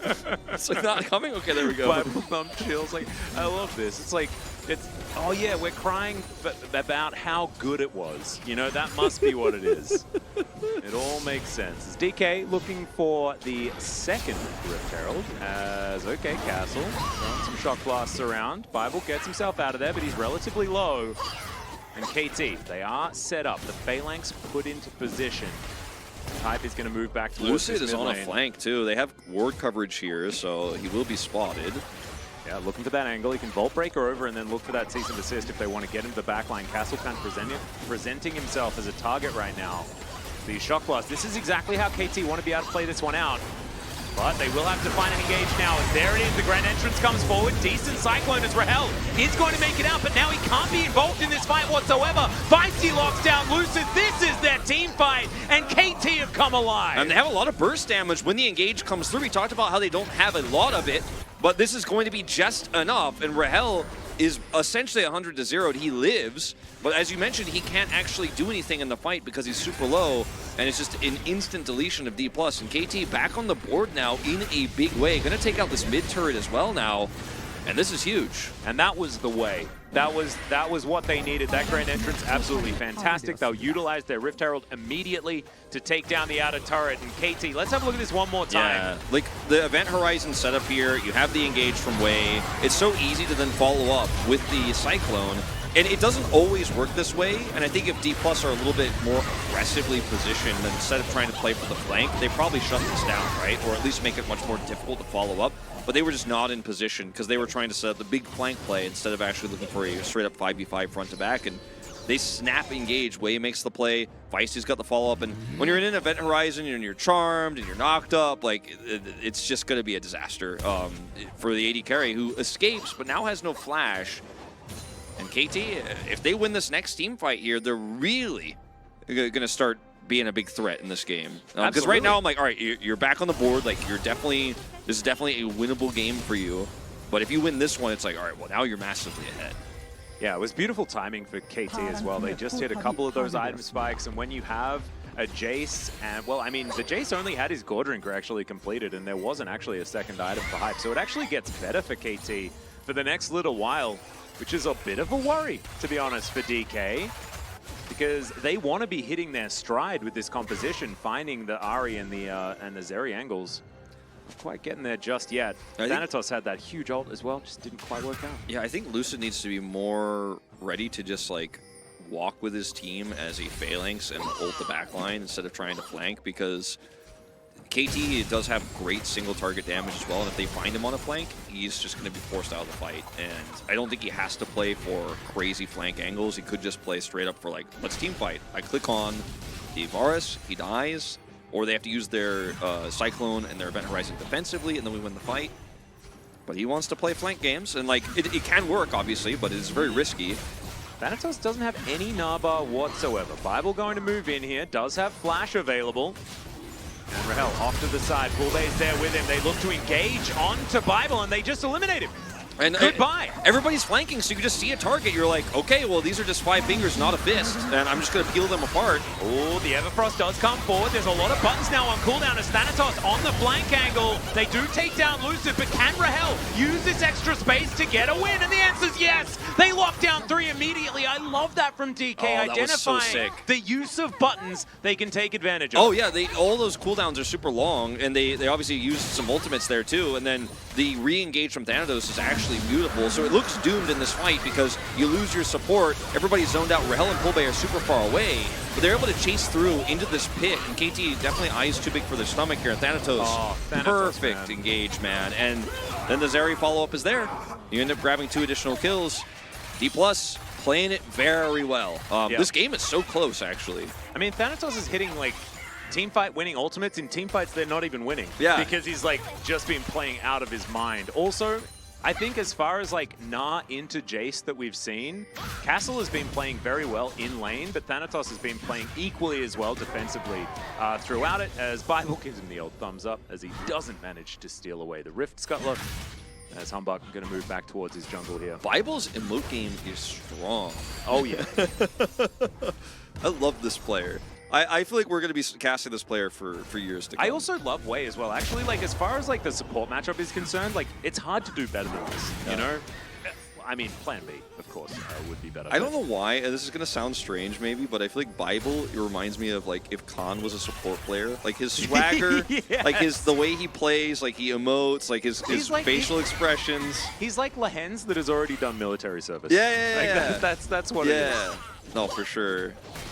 I feel like we have so many talented players and challengers that in the next few years we're going to be seeing an LCK a lot. Oh, absolutely. And I think that like this season, I've said it so many times before, but I'm so glad that we've started casting Challenger this season, because I feel like there has been like such clear progression for like so many of these players. Absolutely. Throughout this one, and I think that we are going to be seeing a lot more of them just with the fact that we've had the format change of utilizing Challenger players has now become so much easier, right? So in Summer Split, you never know what we're going to see, especially with some of the performances of some of our teams. And LCS 2025, yeah, it could also be.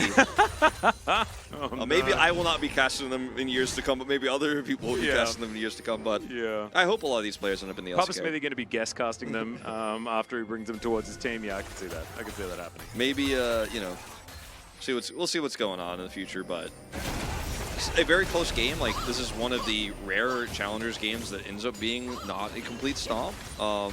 And it's like both comps have really cool win conditions. It's going to be about how the setup happens in these team fights. Am I casting Challengers or LCK right now? I know. It's like this game is kind of awesome in so many different ways because I love the difference in archetype, right? Like KT, they want to sit back, they want to poke, and then they pull the trigger with like flash, quickness, engagement, and stuff like that. Is Castle's dead, by the way. It does actually a decent job trying to fight Thanatos there, but it's not going to work out. And now, is there going to be a cross-map play? The answer is probably not. No, I don't think so. Hambak, I think, wanted to come down in shadow. He has ult, so he was trying to maybe turn that around, but he's a little bit too late. So now he's on the bottom side of the map and can't do anything. And Ari is just pushing top here. We're going to see a rotation up, and they might actually try to make a play for this turret. By the way, welcome back, Kips. I actually was wondering where you'd been, and I thought now that Gen.G aren't in the playoffs that you'd just abandon us and stop watching. But I'm really glad that you're still here, even though we're quidless for now. It's okay. It'll be back. Wait, Bun Bun? The alarm? What alarm? Are you okay? Cookies person? Hello? You're the cookies person, Bum Bun. Yeah, you gave me cookies and I really enjoyed it. I'm actually really worried. Oh, the Kips. Oh, okay. So I guess there was something that was happening. Cookies are burnt in the... Like, did you leave them in the oven or something like that? Sorry that we're not commentating the game, but I'm actually, like, really invested in I just don't know what's going on anymore. Yeah, like... Okay. Okay. Thank you, chat, for helping get the cookies out of the oven. Okay, great. Good call. Bible is going to be fine. Looks scary for a second there, but D+ have full control over this Drake right now. Another cease and desist. Oh, dear. This side lane is just getting bullied. And Lucid going to get in after the flash as well. It feels terrible here. And now the Mountain Drake. It's Mountain Soul, by the way. KT was able to pick up one of those. Yeah, Not sure how I missed that, because I've been paying pure attention to the game. Yeah, I mentioned earlier that it's like really good into KT's comp, the Mountain Soul, if D+ get it. And looks right now like they're very likely to get it. They have better control over the pit right now. Hype very far away, not hitting any poke before the fight starts. Yep, the lack of a castle as well is going to make it tough for KT. As Pulbe off on a beautiful flank, the control vision for DK absolutely fantastic here. And they do manage to lock this one down. Can they find a team fight is the question. As the Event Horizon, it just activates. I think that Thanatos' hitbox was almost out of it as well. Could have been disaster. Flash Charm misses. DK gonna have to back off as that's a flash forward. Hype just taking matters into his own hands. Pulbe gonna be taken out. That's gonna be the first pickoff. Thanatos now in a bit of trouble as Mini-Na. As Rahel, he's just going to ult and look for an opportunity. Hambak at his warrior tricks, but now look at these health bars. They're so low. The flash forward from Zeri, and the max range of DK. They get the double kill for their AD carry. Rahel is popping off in this game. He's just between two turrets and he doesn't care. And Vault Breaker not going to be used. They're going to just back away and set up for Baron here now. TP ready for pull base, so they could just rush right over here and do this. Rahel very low on health, so probably needs to back. I haven't been more impressed by Rahel his whole career. Yeah, it's crazy. I think our replay thing is broken. Okay. All right, so watch Thanatos in this fight too, because he actually helps peel when the re-engage comes through. Hype flashes for pull bait here, and look at Thanatos. He's like, nope, no follow-up. He's just so insanely good, man. I think without his play, KT probably get a pick and the 100%. Fight is over. And now D+ could just continue to chase with Zeri. She ults and then flashes forward for the kill. Really well played here from Rahel. And like you said, like Rahel is usually not the guy who does stuff like this. Like he's usually not this confident, this aggressive. And I think his identity is changing here. They're drafting for him with the Zeri pick, leaving the Varus open. He laned better into the Varus than I expected he would do. Now he's got 5 kills in this game with 3 items. I think D+ have almost an insurmountable lead at this point. If they get that Mountain Soul, I think there's no coming back. And now Thanatos has almost 1,000 gold lead over Castle. I think like really capitalizing on Lucid being down there and getting those couple of picks. Actually really smart from both Thanatos and Lucid to identify that Jace is going to be in this side lane trying to put pressure onto the Gnar, and you can just press R on him and he will die. That is just how it's going to go. Now a 1-3-5 Jace as Lucid looking for an angle. doesn't get Wei this time around. Unbuck in position there as well as Bible. I think almost missed a Hex Splash over the wall there. That was a bit odd. But that doesn't actually matter because, of course, they're not in a fight or anything like that. Yeah. Now it's going to roam towards the mid lane. Clear out some control vision. Bible give him more thumbs up. You love to see it. And 2.5 minutes on this Mountain Drake. Not going to be the point of focus for now on the bottom side. Baron could be a thing, though. That's like 26.5 minutes. Yeah, it is on the cards for sure. I think if D+ end up winning a fight there, or rather winning a fight before it, it's really easy for them to just take it instantly, but they don't have a lot of deep vision. What? Sorry, we're not acknowledging the infinite scaling. Oh, no. That is true. That is true. Feisty has infinite scaling. Good call. I don't know whether the game has infinite time in it. That's the problem. But it is true that Veigar does, if this game goes to 800 minutes, Veigar will have more AP than anybody else in the game.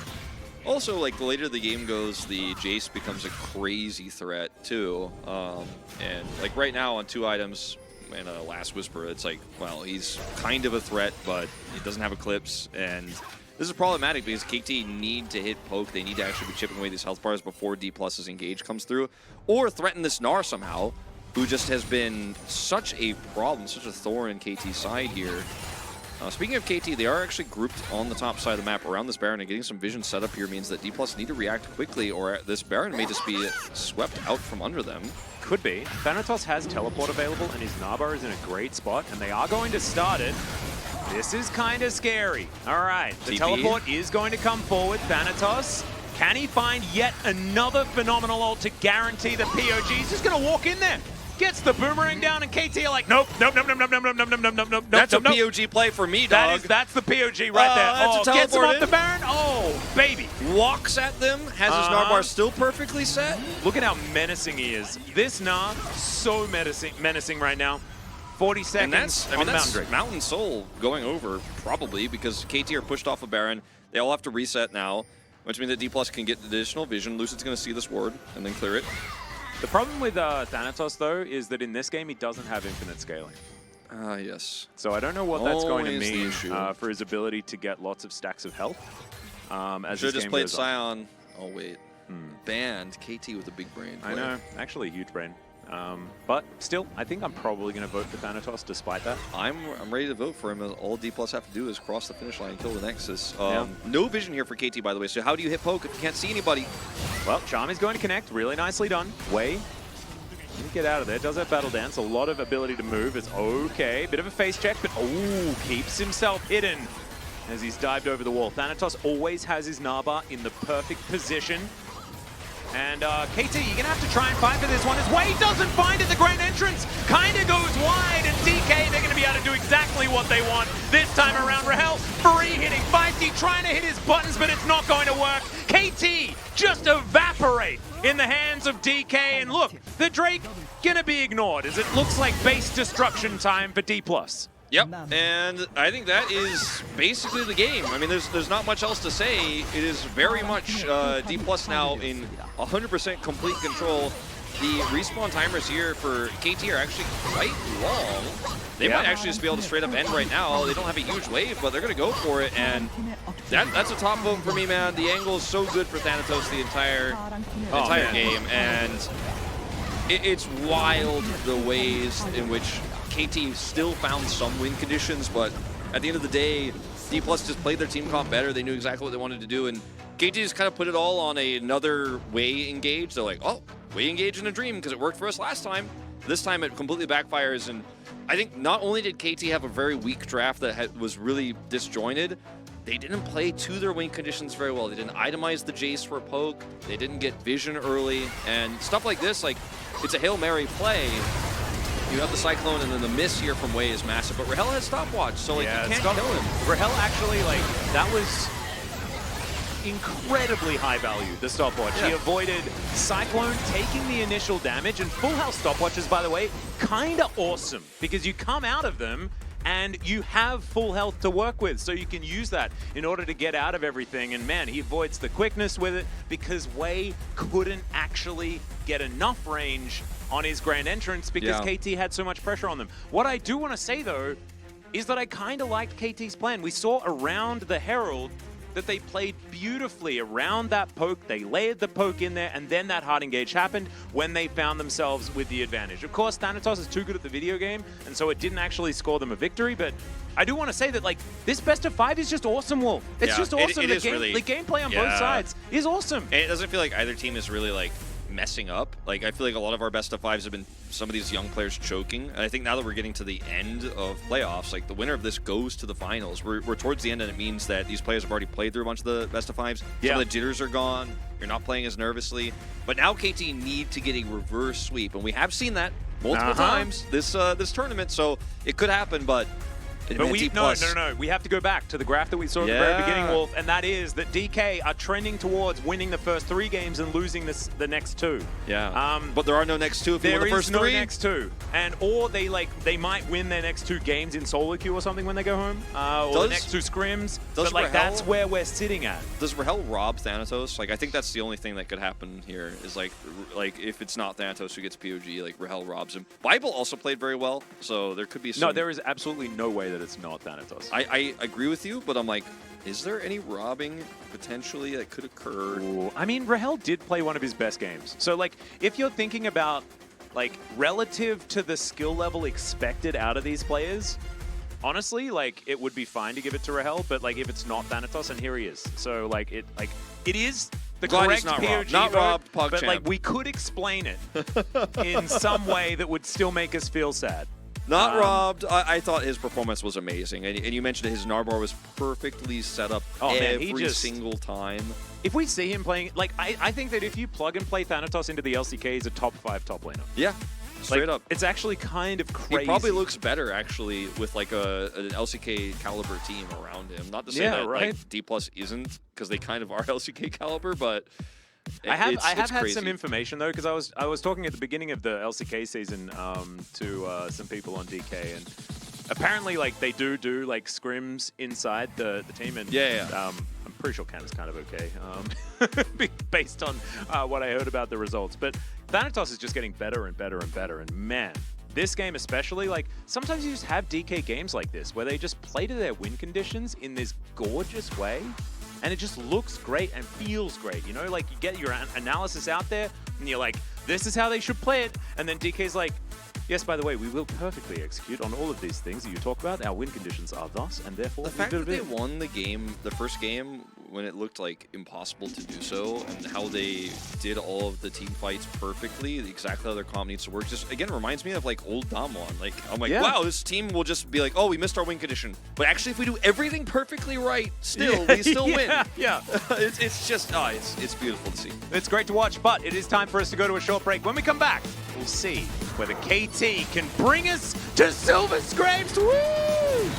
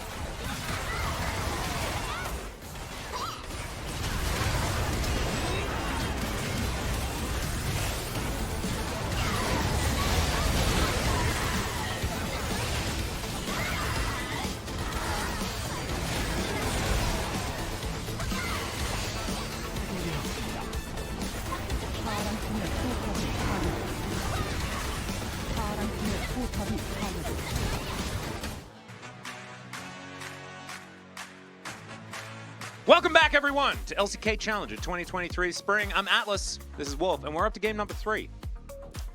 And do you know what that means? That means the message comes in our group chat for the casters, and Mao says, quick 3-0? We're going to play some 5s later? And do you know what happens immediately after that? A reverse sweep or just 3 more games. In the case that it was yesterday or last time. That Tuesday, happened. yeah. And like, we also just saw Caster Shim on there, and he goes to 5s. That's what he does. That's his profession. He just 3 out of 3. He yells a lot, and games get exciting, and he yells more. I mean, that's just how it goes. So I feel like while the analyst in me, the thought right now is definitely, well, it looks like D+ just have a better read today. It looks like they're going to take the 3-0. Yeah. It's Challengers playoffs, so... It is, and it's been cursed by Chronicler. So you guys know, if you're D+ fans, you want to see a clean victory here. He's ruined it for you, because now KT will win the next 2 games. He just wants revenge because he had to do so many game 5s last year on his stream. I remember that. Like, oh, we're gonna hang out with Chronicler later. He's like, it's in game 4 now. Oh, it's in game 5 now. My stream is forever. And also, like, Chronicler wants to protect his prediction, which is a 3-2 in favor of DK. And that's what they did last time. Is they won the first 2 games, then they lost 2, then they won the last one. So that's it's just how it's supposed to be. So I guess now we know the full script. I thought that was a Team Rocket member, but it's actually not. It's a KT player. As this is very intense. What's happening here, Wolf? Just hoping for the. It says like, yeah, we're gonna win, right? And then it's like, we're gonna reverse sweep, right? As she crosses it out. Oh God. Yeah. I actually missed like the top left. I was kind of like just looking at the drawing itself, so I didn't know exactly what it started off as. But actually, a lot of people to watch the games today. I saw in the elevator when I came up to get makeup, like it was filled with D+ fans. Yeah, I actually had a whole bunch in mine as well. So there's just a lot of people coming down to watch challenges. It's finals tomorrow, of course. So yeah, whoever wins this is going to be playing tomorrow against DRX, and it's crazy that like we are on a 2-0 lead here right now as D+, and like the team looks super calm. Like they're just ready to do this like business like usual, and they've had such a return to form. This is the D+ we watched at the beginning of the season. Completely different style of play, but the form is the same, and it's 2020 and 2021 Dom1. I'm like, wait a minute, like they can't have that team. Like, are we sure? Like, yeah, it's really crazy. The Challengers players here. It should not have been allowed. And I assume that now, like, DK are just going to go, like, full 2020 Dom1. It's going to be, like, Kaiser compositions, and it's going to be full dive and craziness. Looking forward to seeing how it's going to go. I actually think that Kaiser's, like, silently, well, not silently, she's just pretty good. I think Aiming is going to play it against Gen.G. I'm calling it. Oh, I hope so. I hope so. There was a comment about are the scripts written on a weekly basis, or are they bulk written at the start of the season? And the answer is there is no script, but we have peered into the full timeline of how League of Legends We're AI is going casters to shape. from the future. Yeah. So we know already. It's not a script, it's the truth. We try to make it interesting. We try to commentate as if we don't know, but we just know everything that's going to happen for the next 35 years, approximately. So both Ashe and Viego are banned, and the Sejuani is prioritized this highly. I find that a little bit bizarre. They're not going to pick up the Varus early this time, but Sejuani and Varus do have a little bit of synergy together. They're not going to be playing Varus. It's going to be the Caitlyn lane. And Hype is going to just try to Caitlyn Lux his way to beating the Zaryan lane, because the Varus did not work out. Obviously, they had a Rakan, so a little bit less power in the lane there, but... Malphite? Yeah, you left this one open, so... Okay. Could be problematic. And they're also going to instantly ban the Gwen. Also, Bible is now going to play something weird. Something weird is now happening, because I assume that things like Nautilus, things like the Leona are probably going to be banned. Yep. Of course, you want to use these hard engaged champions, not because it does well in lane against Caitlyn Lux, but if you find an all-in, you can get yourself that avenue to success. It gives Lucid a lot of power when you have a Nautilus in a lane like this, because you can come over and protect against the lane pressure and maybe even get an additional kill. And it's just really good versus dive. It's Sejuani, so it's not the most divey, but you just want to take that one away. And they have. And I think Leona is the next logical step. We'll see what else Bible has. Oh, actually going to ban the Ahri, which I think is wise considering how well it was played last game. It is a Vi comp still. Yep. I think Pulbe might go towards Vigo here. I think he certainly can, and it's very safe. Now, they will pick the Leona, obviously, because it wasn't banned. Okay, just counterpick for DK's mid laner. An interesting choice here. Yeah, now KT may just pick the Veigar. Oh, the Rise is open for Feisty, too. This is usually banned away from him, so he's going to have the opportunity to play it, and that is going to be lane prio against basically anything that's meta right now. Yeah, taking a bit of a leaf out of CTAB's book there by thinking about it at least. 4 seconds, and it will be locked in. So here we go. That could be top lane. Of course, we have seen that you can just prevent Malphite from being able to build infinite armor by not playing anything that needs armor. Yeah, they could like play Rise top and pick Tristana here or something. I wouldn't even hate it. Not going to be Renekton, though. Now, this also could be Renekton mid. Yeah, flex. So let's see what D+ are going to play, because that's going to determine this. Jace is still available, but I think that you want a little bit more magic damage here as D+, and it's going to be the Lissandra. So it's going to be Rise into Lissandra, Renekton into the Malphite on the top side. There's going to be some power in these lanes. There's a lot of prio here for KT across all three, and I think that's really going to be the main win condition here, is just getting advantages early and holding on to them and setting up for early objective takes. It's actually really cute. We can see that currently we had Castle holding the Rise. Of course, if it's Rise into Malphite, you're feeling really good. Renekton into Malphite when you have Sejuani also feels fine. Yeah, it's pretty good. To be honest, but I think that the Malphite's still going to do absolutely okay. Into Castle's Renekton here. But the bottom lane, I think, could be a big old problem. Hype and Wei could find themselves in a phenomenal position this time around. Indeed. I think that KT have the better lane setup here. In terms of team fights, there's so many threats for this Caitlyn that it becomes very hard. At least they have 2 real carries here in the Rise and the Caitlyn, so if you kill one, the other can still pop off in the fight. And because of this, long-term damage-wise, like, Yuzari once again is going to be your win condition. Rahel has to pop off. I didn't trust before this best of 5 that he would be able to do that, but after watching Game 2, I definitely do. Yeah, and also this is another one of those compositions where if DK find the team fights that they're looking for, like, it could just look like it's impossible for KT. Yeah. I think so much of this comes down to where KT can find their advantages and find skirmishes to get themselves a win condition on this map relatively early on, and to put behind one of the puzzle pieces to DK's team fight. Because if you can do that, if you can get someone on a flank and then destroy them immediately, that's your avenue for success. You can utilize things like Rise in order to capitalize further afterwards. So very, very cool. KT, is it going to be the reverse sweep angle? I'm not entirely sure yet. We can't tell anything really from the draft. Yeah, it's really just going to be about execution, as it often is in Challengers. I give a slight edge to KT's draft here, but if you mess up even once, if you fall behind, D+'s draft becomes so easy to pilot later on. Well, it's time to get the do's and the do's and the do's and the do's into the chat.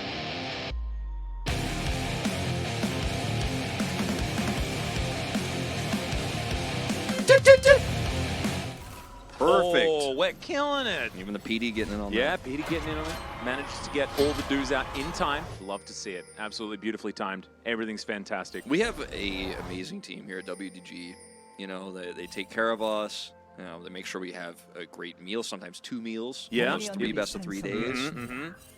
They're in on all of the jokes.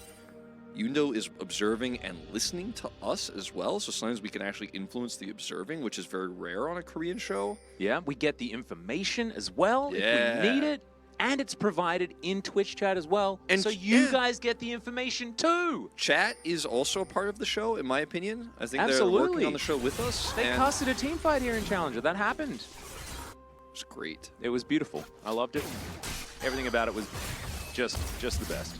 As 8-5 for Rahel's Zeri. Actually pretty cool. 2-0 on the Malphite here for Thanatos. Still, I believe, the highest win rate champion on this patch in solo queue at the minute. That's why so many people are picking up the Malphite these days. Yeah, I should probably just go get some preload. I ban it every game. Yeah, I guess I can't play it in 5s because Alex is going to ban it from me. Well, if you want to play it, I mean, I'll let you play it. Like, we then the enemy team is first pick and they lock it in, and it's like, oh no. Yeah. Free loss. Just shake my head. Unpaid chat is being exploited for casting labor. Oh no! Yeah. Well, luckily, chat is not in the what's the Screen Actors Guild. Yeah, They're yeah, not the union. chat's We don't not actually part have of a SAG. casting union yet, so I guess like, do we have a chatting union? Does Twitch chat have a? Do you They're guys have about a to. union? They're about to now. You started this. Yeah, we need to unionize. I think that's what it is. I think chat needs to get together and realize that they deserve better. Apart from Fast Turtles, because he's already better. Yeah, Fast Turtle is just ahead of the game. Yeah. The thing about Fast Turtle, I love his name, man. He's just already ready to contradict life. I know. He's like, I'm going against the grain. I'm a turtle, but I'm fast. Yeah, exactly. And 23, which is a great number. I want to be Slow Hair. That's what I want to change my name to. I'm ready. Humbug did try and get some information here as Lucid's going to come on over and stand on a ward. Now Humbug is probably going to dissuade him from getting anything done here, as that is a flash immediately. He has Hex Flash at least, so it's not terrible, but it's kind of terrible that he has that. Thanatos could just be dying, as Castle, now level 3, feeling fantastic. He's landing really well, and you know the Malphite can do pretty well into Renekton in isolation, even without when the Sejuani isn't helping. But in the early levels, if you trade aggressively and use your bar correctly and proc Conquer, Feisty pretty good at this champ. Yeah, this pick is like almost permabanned against him, just like his Syndra oftentimes, and. Not in this series, the Syndra, and after what happened in the DRX series, I can understand why he's not playing it anymore, but Castle is just, I mean, he's got Demolish East. Is he dead? No, he's fine. Thought maybe we were going to see a flash. He might have just been dead, but not to be the case. And with that much Fury, you're a little bit scared about Flash. But he's got the teleport advantage, so absolutely fine for the Renekton. Yeah. And like you're saying, the matchup doesn't always go this well for the Renekton. He's playing it so incredible. He has a Doran's Blade, of course, and that's going to really help him continue to push the issue with his Conqueror. And now he has to TP back to lane. That's okay. Got some damage done to the first plate, and we'll probably get a plate when he pushes this next wave up to it before Thanatos has 6. Yeah, and of course, Thanatos just wants to bide his time. He will be more valuable later in the game, but it's about how much Castle can get before that, because that is triple priority here for KT in this early game. And playing around that is going to be the priority. So, priority. Saying that word a little bit too many times. Triple prio in lanes, though. You know, it's quadra prio in the commentary. Exactly. This is what we were talking about in KT's draft from the beginning. It's like they have so much early game control, and sometimes that's all you need in League of Legends because it empowers your jungler. It allows you to do stuff like this. Just hover this lane. Yeah, that's First Blood. That's going to go over to Wei here on this bottom side, and a little bit overly aggressive, and you can just see Humbug hovering and getting that value. He's just willing to do this, and you know that Lucid doesn't have Flash, so he has to Hex Flash if he's going to engage, so it's very difficult. And there's that plate I was talking about. As soon as he comes up right before 6, this is what you do with Renekton. And Castle is just going to be like, thank you for the gold. And suddenly, just from one kill in lane prio, it's a 1,500 gold lead here. And this is the engage angle onto the oh no, the Lux, who's very far forward, but don't have enough follow-up here. If Lucid had Flash, maybe. And Lucid just immediately got out of there. He's like, oh, nope. As Feisty, looking a bit feisty, actually. Had the support of his jungler coming down. Lucid with a slight CS advantage. And Atlas with a slight hiccup. Yep, slight hiccup advantage for Atlas here.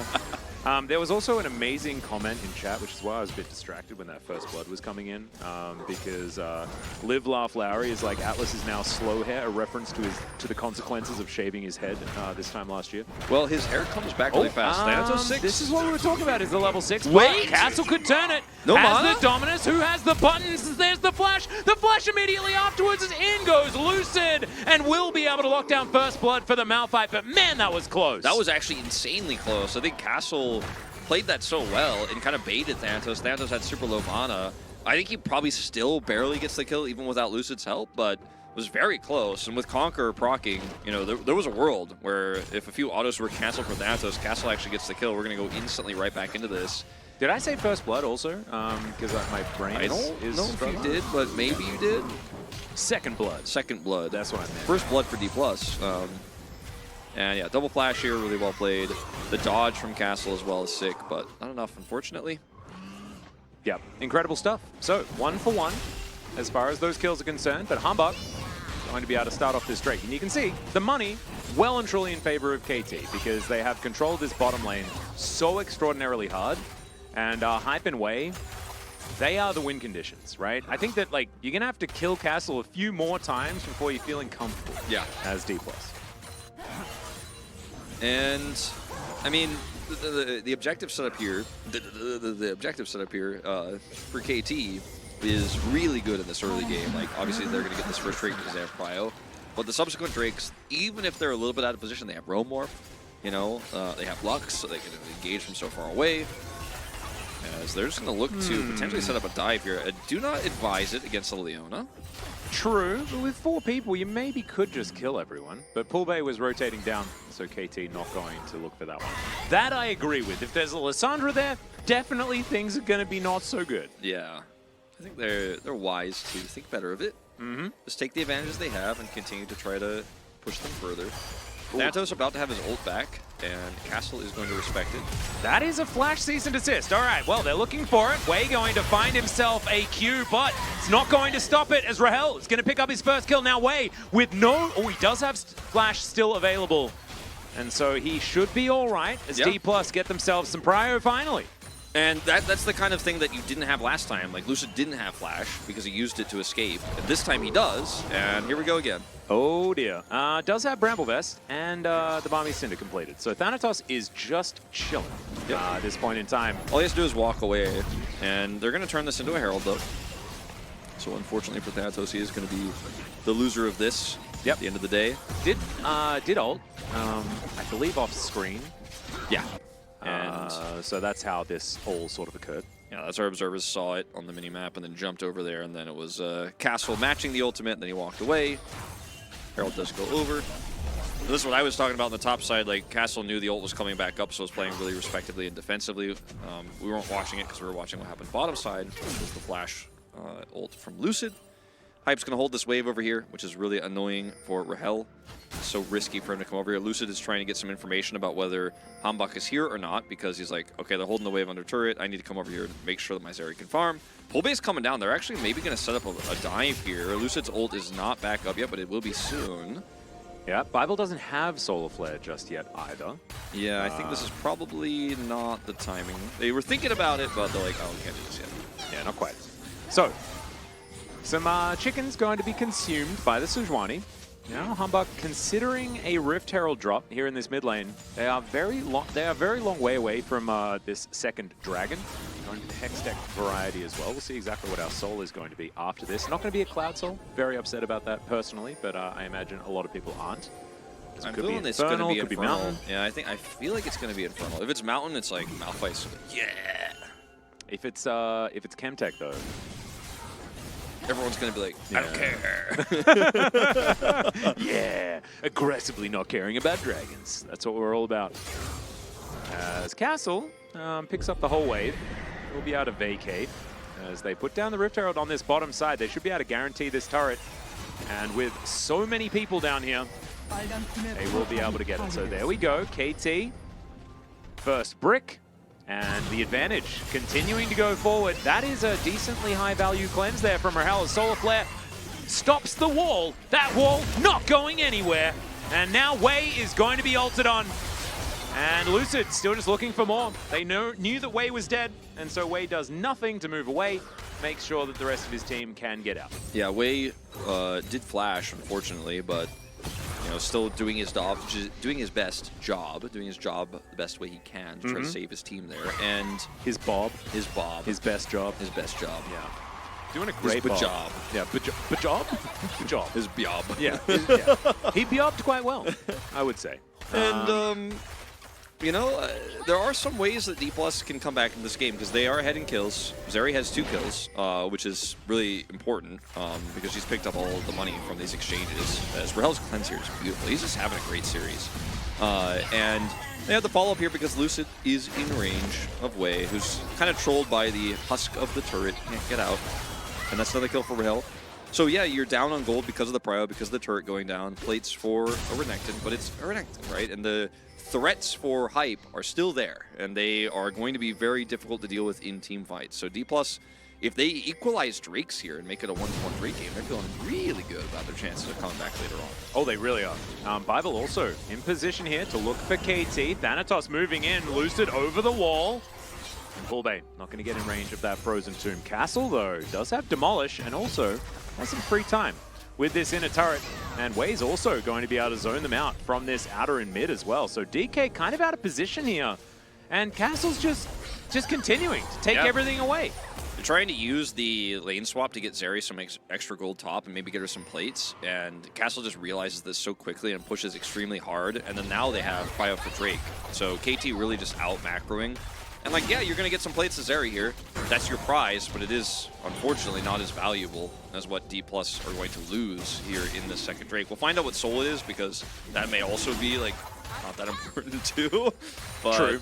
Rahel is at least getting money, and that's going to be their big win condition, as we've discussed. And what will it be? What's it going to be? And it is Infernal. I was right. Oh, there I we was go. feeling it.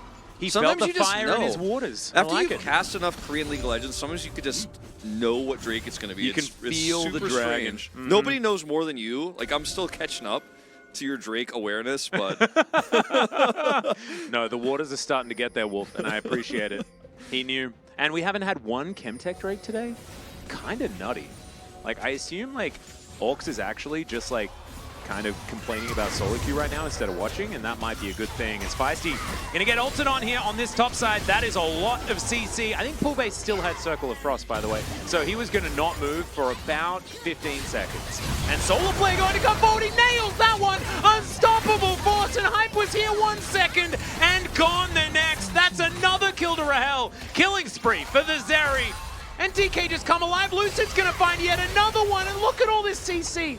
It just, as soon as one thing lands, they just kill everyone. Bible's gonna get another POG. What's this? I know, dude. It's crazy how good this guy is on these engaged supports. The first one, of course, we ever saw him play was the Amumu, which is extremely well-suited for his playstyle. At the time, we were like, oh, Amumu, that's kind of unusual, but it is good, right? Like, he's playing very well on it. Now we get to see him play all of these champions at the highest level here. And yeah, on the top side, it is going to be a pick. And then they turn this into a beautiful engage. Santos is nearby, and the positioning here of Hype is a little bit sus. Yeah, he actually netted forward to try and get some more damage down, and so that didn't quite work out. Also, Glacial Prison going to Narnia is not where it really should be, despite Narnia sometimes being relatively cold. It wasn't really good there. The ways in which D+ are going to team fight, we kind of just got a preview of right there, where it's like, oh, Hype doesn't exist, and the fight is won. And if Rise isn't there, or is dead, it's very difficult to win these. Like, if you put everything onto the Caitlyn, and then Feisty pops off, like we're saying, there's a double threat in this comp, but when he is dead, it is really easy to just be like, all right, we're going in, we're doing it. And Bible helps set up additional kills, and now D+ back in the driver's seat here in a big way. Don't have any Drakes, unfortunately. So that's a little bit of a problem, but it can become a good problem over time if this game goes later with the Zeri and then you start to stack up multiple Infernals. Yeah, if they start getting Drakes now, you're feeling very, very good about the situation. And I think it was about 2 Drakes and a couple of Heralds. That was what DK are allowed to give up while they're trying not to fall behind. And now they're ahead. With this composition that you find a target, you just kill them. And the laning phase, it's done. Like, they've got through the difficult part of this game. And we'll see whether KT has anything left in the tank, because right now it just feels like DK are in too much control. They have so much confidence as well. Like, where was this team? They have just come alive again. It just makes you wonder, like you're saying, where was this team? It makes you wonder why they were slumping so hard. Because the meta hasn't really changed either. They're just coming back to form here. Like, there was a period where the meta changed drastically and they struggled, but maybe they've just gotten a better grasp on it now. They're more comfortable with Bible. The shot calling is there. Oh, well, Thanatos is just going to look for Hype. He does find him yet again. Solar Flare comes down, doesn't get the stun though. It's Rahel. Now going to ult as Castle is being huge in that front line. And look at this, the Zeri. He's untouched. Cease and desist comes down. They just go one target to the next target. It's a double kill for Pullbay. And now Hype is just running away, trying to escape from the claw of doom. Yeah, Pullbay will not catch him. He does have flash, but he's still a little bit too far away. Angry B got sad. Angry B got sad, and Pullbay is looking for another angle here now. Yeah. They're just going to get this turret. And unfortunately, there's nothing KT can do about this. Well, there is the Circle of Frost after the claw. Finds the Everfrost as well as Way down to 50%, but they don't have a lot of damage here. Rahel was distracted trying to kill this turret, and will be able to take it down with the last remaining minion. Because if you don't engage there, they probably can't quite get the last part of that turret, because KT can defend it, so pushing them back allows Rahel to get the turret. And Thanatos here is just like, completely unseen. They have a control ward, and you can't be this far up if you don't have vision, or you're going to get punished, and Hype will live. And a lot of resources are used on the Caitlyn, right? But Rahel is still a fed Zeri. So this Renekton doesn't last very long at all. Is instantly ulted. Pulbe helps secure the kill here on the Hambach as well. And Bible's just spamming thumbs up the whole time. Yep. Oh my god. He's a thumbs up guy. He is definitely a thumbs up guy. As we can see, the gold KT have slight advantages, top and support, but otherwise DK getting all of the money exactly where they want it. 3-0 for Zeri, 2-0-1 Lissandra, 2-0-5 on Lucid, having a fantastic game on this Vi. Lucid, of course, like needs no introduction, right? Like he is the player that we've been talking about the most as far as being phenomenal here in Challenger, but it's really great to see him playing to his potential. Yeah. Which he kind of wasn't a few matches ago, and we saw it come back. Same with Pulbe. Like he was kind of a little bit absent for a while when it moved away from... He was busy flanking. He was flanking forever. But when we got out of the Akali meta, it seemed like it was like, this is just not for me. Like it seemed like he needed a little bit of time to get back into the feel of things, right? And playing a lot of Ahri now, we're seeing a lot of Lissandra. This is more of his play style. So I'm very happy for D+ that they're playing to their potential at the last moment here, and the only loser really is Luffy, who's been replaced as Rahel. Oh dear. Okay. He's that Zeri. was not it. As Rahel is going to very comfortably escape. He would have been able to cleanse the Glacial Prison if it was remotely close to hitting. Yeah, like, he should not have been out that far, but he is Zeri, and he's like, no, I have plans, I'll probably be okay. And he was, actually, and is completely untouched, and he's like, what's up, I'm out of here. They did get a Jet Set Radio future cooldown. Yeah. So there's that. Everyone in chat should start saying Riot, and there's just nothing else to say about this one. Yeah, that was definitely a Riot situation. Absolutely nothing to do with the Sejuani situation that was happening. Nope, it's good old Rito. Oh, Ochimaru back at it again. Hambach went ham but got nothing back. You know what I'm saying? Oh, that was a good one. That was a pretty good one. Chat's got jokes. These challenger teams got smoked by current Nongshim LCK roster. No, they didn't. Nongshim winning challenger was kind of like DRX winning worlds. That's kind of the situation that happened. Yeah, I mean it was a beautiful run, but it wasn't the expected. Yeah. Okay, Lucid's got a potential angle here. They're not going to hard commit because Thanatos isn't here, but Thanatos has flash and ult. I worry. This is like the Caitlyn power trough moment, which has been less of a thing in recent times, but it's a really big thing in this game where there's so many threats, and she has mobility with the Gale Force and her net, obviously, but that's so minor. And you're gonna get ulted. With the fact that you can now build the Infinity Edge second, like that does definitely help. But you're absolutely right. At this moment in time, before she has OG Caitlyn trough situation. And because Thanatos has so much money, like he's just so difficult to kill. So he can't really be punished if his ult misses. Like if Hype does have flash, which he doesn't right now, and is able to like flash away, maybe he doesn't then like turn around and start shooting them out. He like flashes. And he's like, oh thank God, I'm out of here. By the way, I'm running. Oh, Pulbe's not flanking. But do you know what? Pulbe's flanking. I know, that's the problem for Hype, man. He's always flanking. You just gotta watch out. He's on the map. Currently not flanking, okay? But Lucid is. Lucid in position right now. Right now it's like Lucid is always flanking. Hambach. Ooh. Not going to be able to get him out of there. As Lucid just wanders his way through. 2.5 minutes on the Drake, so the Baron is where people's minds are at right now. As Pulbe is going to circle across Castle here for a moment. Gets the Everfrost value there as well, which is quite nice. But with the Merc Treads, Castle is just able to walk it off quite nicely. Now Lucid going to move on down. And he has You're never Crocodile safe. on his mind. There's the cease and desist as in goes Rahel. And looks for yet another one. Oh dear, Castle kind of turning into a handbag here, but he does manage to slice his way over. There is the Vault Breaker, and it's not going to be enough. So Castle will be able to get out, does have to use his flash and the Dominus. I guess Rahel used his Extendo Beam early in the fight there, so did not have it for the chase. Would have been cool if we got to see the snipe. I was really hoping for it. I like that Rahel held flash there, just because there is going to be a fight coming up for this second Infernal Drake, and so yeah, you'd probably want to have that so you can avoid getting flashed on yourself. It is very good that the Renekton doesn't have flash, because that's one of your best ways to lock down this Zeri. He has to close the gap somehow otherwise here. Is D+. There is like the Baron does kind of like exist and stuff, you know? Yeah, D+ think they were trying to set up a trap, but they're actually already here. Yeah, well, in goes Lucid. He's going to be able to steal the Baron. What? So that's just a little bit of a setup there. Poolbay dives on forward. Here's the Wombo combo, and Rahel, yep, he's still at full health. This might be a pentakill. There's Humbug. He's going to try and help lock Poolbay down. He does do that. That is going to be the triple here. And yeah, Feisty, he'll go down. That's Lucid gathering his. That's going to be the ace, and that could just be the game. I mean, they have Baron. They're actually going to potentially at least get this inhibitor. Oh, no. There's a wave here, so they can push this really hard and get value elsewhere. Unfortunately, no Penta.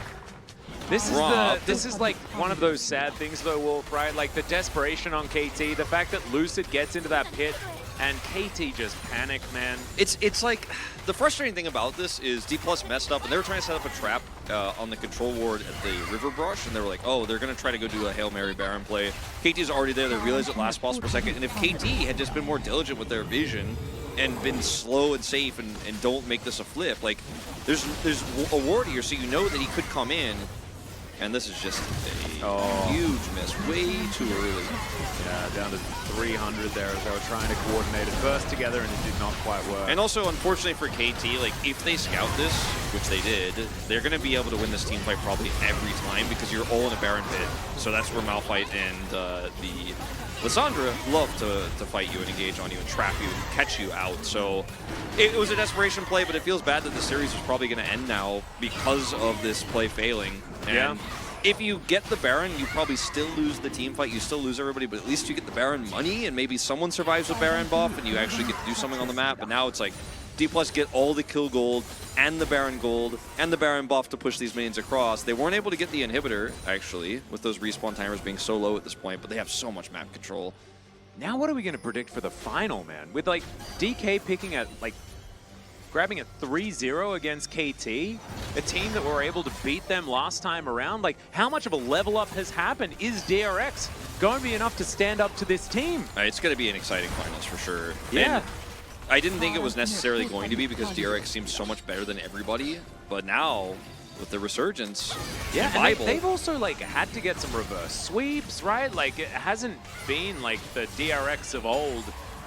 Throughout, you know, the second round robin, for example, in the regular season, like just clapping everyone. This has been like the most effort put in possible to win these games, and DK just comes through and just slaughters KT in this game and this whole series. Yeah, it's game one was really the closest one, and KT probably should have won that game, and maybe that mental break that happens when you ended up losing to the comp that like really falls off, and then Gwen isn't getting value, you messed up certain of your macro plays, like you didn't push the turrets, maybe going into game two you're like a little bit shaky there, and then his third game, even with all of the lane prio and all the advantages they picked up early, like the Renekton getting plate gold, the push they had in bottom lane, is not able to cross the finish line here, and there's just the threat of the Malphite, which is something they decided not to ban because they wanted to ban the Scion, which was problematic for them in game one, comes through and can just shut down Hype at every turn, and he's been way too far forward too many times, honestly. Yeah, no, he really has. Poolbay as well, he's got a Magize. That's when you know that the game is verging on over territory. Quick Blade's also done for Rahel. He's got 3 items in comparison to Hype with his weird electric triangle on top of his first couple of items. It is just not going to be enough here for KT. And this is actually something that DK as an org know a lot about, which is the problems with Caitlyn compositions. And that is you have to keep snowballing. And you mentioned it, right? Like KT, they did do like the first step really, really well. Like the amount of control of lanes that they had, Humbug shadowing all the time to make sure that Lucid wasn't able to find those early advantages. But it doesn't matter. Like as soon as you drop the ball once with a Caitlyn composition, the House of Cards kind of just collapses. And then this happens, where the game looks just the most doomed. It is super doomed. Also, now QSS for Rahel means that good luck killing him with the somewhat puny engage they have now. Oh, God. He has cleanse and then cleanse again. Oh, no. That's what I like to call QSS. Yep, the double cleanse. What does it mean? Will we get a Mikhail's as well? I mean, just all of the cleansing options. You know what? Hold on. I do need to ask, though, Fast Turtle 23 if he thinks this game is winnable for KT. Because last time we thought KT they were 100% going to win no matter what. They did lose game 1. And I think this situation for D+ is an even harder lead. But I do want to kind of get his permission before we call the series. Yeah, that's true. That's true. So Fast Turtle, if you could just let us know. I know you are here. He's probably typing a longer thing because he likes to give his thoughts, not long. Yeah, that's true. That's true. So I hope he's. Take your time. Yeah, we got the. As long as you put it in before the game ends. Yeah. That's perfect. We'll get back to you as soon as something does come down. I do have alerts set to Fast Turtle in my brain. If there's ever a comment, I will not miss it. So hopefully we do hear from him. DK just like kind of, yeah, it's a dot and I's crossing T's type scenario as we just prepare to send them to the final tomorrow. Yeah, and it's a series that has, okay, hold on, TP in the middle of everything. Solar Flare is going to connect. That is going to be Wei. Not exactly the primary target. Is hyped down to 50%, but Castle is just getting obliterated in the backline, and that should be enough. Unstoppable Force comes down. Any target is a good target here for D+, now that they have the man advantages. Feisty tries to get something done, but it's a double kill for Lucid in the end. A double kill as well for Rahel. And only one man is left standing. It's Wei, because he wasn't the priority, and now the game is going to end. D+ Kia, the cleanest best of 5 that we've had so far in Challenger, and it's against a team that just 3-1'd them. Yep, and that is going to be that. Turn it around in a big way. D+ popping off. Absolutely incredible. I need to get in my vote for POG, and I don't even know who to give it to. For me, it's like support or top, but also mid is viable, but also like... Also jungle is viable? Like, yeah, like maybe I'm just jungling. I think it's Lucid, because he's like super good in general. Like KT, they have really put together a roster this season that was fantastic, and they were, I think, on average, the most consistent team in LCK Challengers this season. And to go out to the team that they beat, that pushed the team they pushed into losers here, it just feels so painful to lose a series like this. And also the way they were getting caught in the third game, their heads just felt like weren't in it. Excuse me. And like, it is the most one-sided series of Challengers. Even Caster Shim is like, I'm supposed to go to 5s. That's what I do. And he's like, actually he's preparing for Game 4, like right now. Like he hasn't actually accepted it. It's just not a thing. It's just it's like the least likely scenario is that D+ takes a 3-0 in this series. Only Chronicler predicted them, and he thought it was going to be a 3-2 for D+. I was just tempted to go like something even more outrageous for KT, and then went KT 3-2 in the end. So this is it's a huge crazy. upset, I'd say. I mean, it's a huge upset, but also it's not, right? It's DK actually performing to the level that we know this team can perform to, right? And in a best of 5 as well. Like seeing this, like remember, like this is the team that lost in so many of these clutch moments. They're the reason Nongshim won Challenger at the end of last year, and it's because they weren't able to have these type of performances every single time. And this was just 3 in a row of absolutely gorgeous League of Legends. And I'm predicting that they lose game 1 and then win 3 in a row tomorrow. Because then the graph looks so continues. Good. Yeah. I really gotta say I feel sad for the KT roster players because they were not able to show up tonight in the way that they have most of the season. And, I mean, it's a tough way to go out, but I think there's been a lot of growth in this team. I think they've learned a lot, and they're one of the teams I'm most looking forward to watching actually in summer season. But You know, they're out now. Like, 2 teams going out unceremoniously like this, Hanwha Life and KT, 2 teams that could have been big dark horses to actually take the whole tournament, and didn't work out that way. Nope. You know, we got to be good on the day, and they were not, unfortunately, not as good as D+. Well, Fast Turtle has said that he's not going to watch the Challenger finalists tomorrow, but for Gen.G versus KT, he predicts a 3-1 for KT if BDD picks Viger in the first game. So make sure you bear that in mind, everyone. That's free coaching from Fast Turtle 23 here in the Challenger chat. So 3-1 for KT if BDD gets Vagar in game 1? Yes. That's I kind of like feel like that too, actually. I'm like, that's kind of like my take as well. I'm kind of it checks out. It definitely does check out. So we're all going to note this down. Make sure you guys screen cap it so you can guarantee that it is the true Fast Turtle facts that you are collecting here from the Challenger broadcast. I actually have like a few screenshots of the wisdom that Fast Turtle has given us today. Yeah. That's going to be worth a lot, actually, especially if you get it framed. Let's see if I, as a mod, can make him a VIP. I don't think I can, but I'm going to try. Screenshot so you can crucify me later. No, Fast Turtle! We would never do that! We would never do that. Wow. Curison, like, so Chronicle, I don't know whether you necessarily need to ban him, because, like, it's just a weird thing to say. It says I don't have permission to perform that action to give him VIP. Sad. Yeah, no, we can't actually do anything. We have like 0 agency. Thanatos is going to collect it. Rock do what Rock won't do. I think I voted for Thanatos, but actually after I did, I regretted it. And I was like, I think Lucid was actually slightly better. But Thanatos will pick it up at the end of the day. There were a lot of engages happening all the time. Like, you could pick your favorite. Also, Rahel following up extremely well. Bible. I think actually all 5 players played an extraordinary game 3. Like, I think that honestly, like, there should have been votes just scattered around. Like, I don't think it matters. Like, some of the solar flares from Bible, even though there was one that like tried to stun a wall that like is impossible. Also, the wall not that threatening. Also, keeping a CC score at 665 and not 666, which scares that's people. True. Yeah, it doesn't want to go above the devil's number, and I appreciate that as well. I think that's good for the vibe of Challenger in general. You can't get that level of satanic, you know. I just don't think you can. So really nicely done there by Thanatos. Wow, I did not. Of all the things I thought could happen today, 3-0 was not on the cards for either team. I was like, there's absolutely no way. And here we are. I'm still just kind of in shock. Yeah, me too. It's like we didn't get a series today.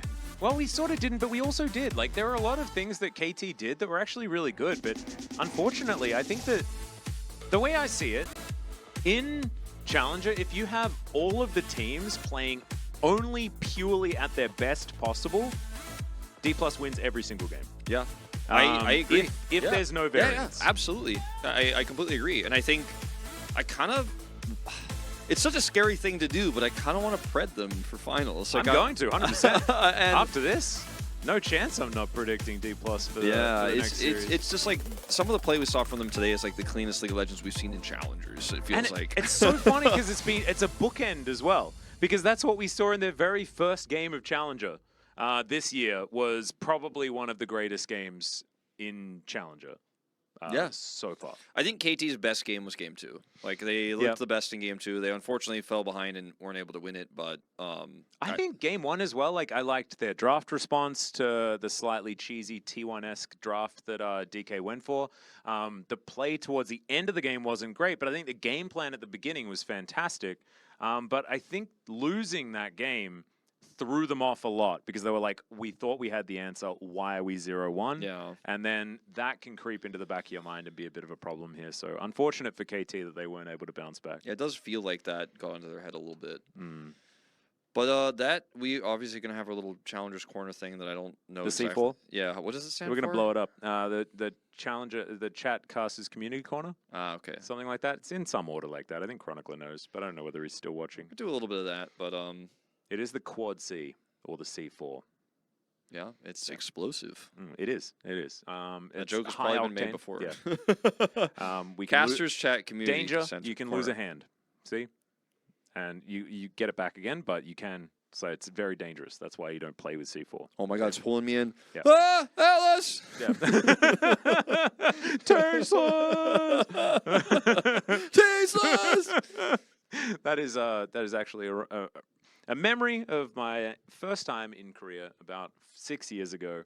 And Wow, Nick, it's been 6 years. yeah, Nick took me out, and I had no idea what was happening, and I would just scream tasteless at the top of my lungs whenever I got confused or scared.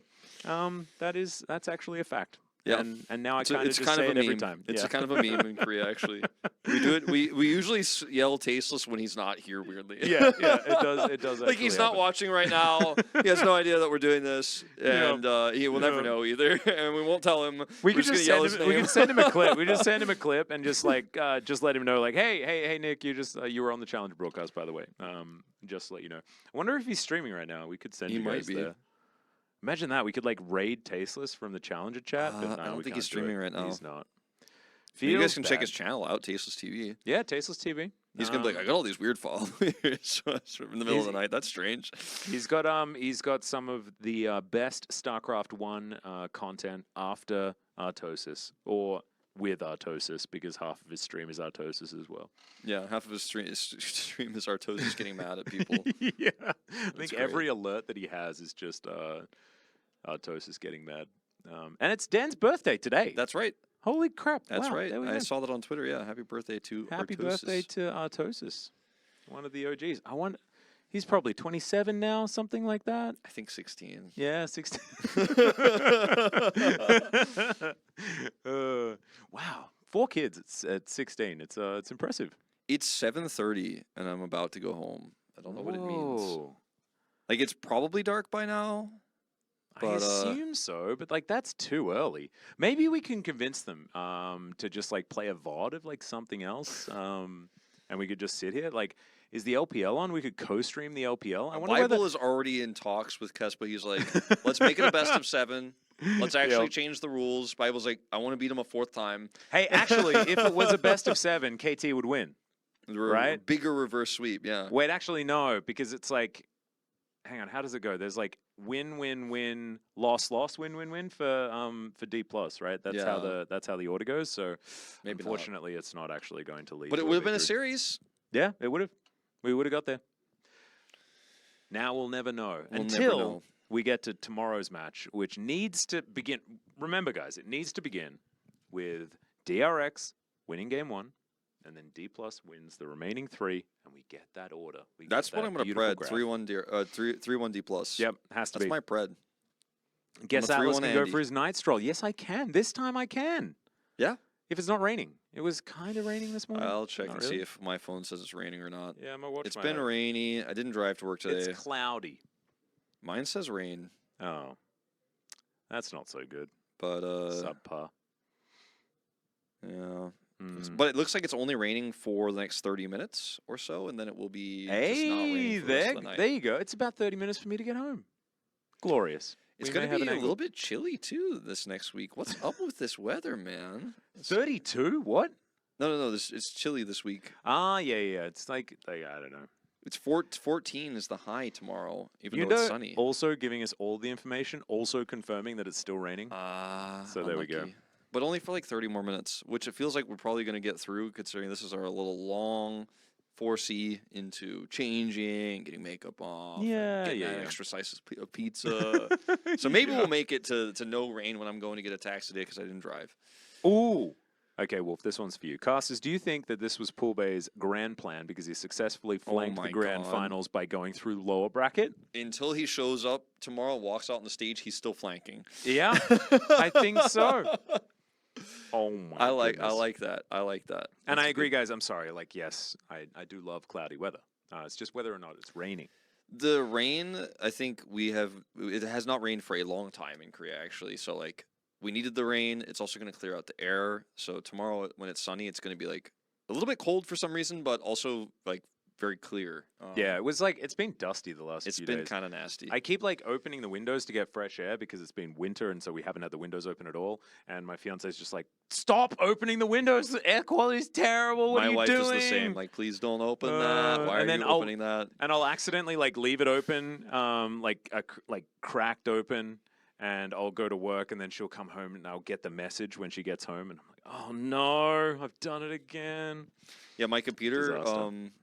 window, that I like the window next to my PC. Like, I leave it open a lot, and the like space in the window there, like where it's a sliding window, like the rails, I guess, are not very clean right now. Not very clean right now.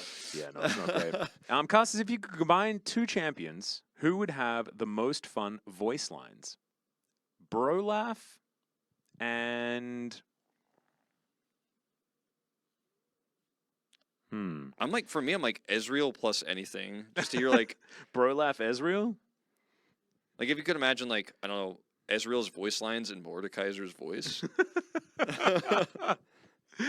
What about Brolaf with Nasus's voice? Okay. Bro. Chug. You belong in a broseum.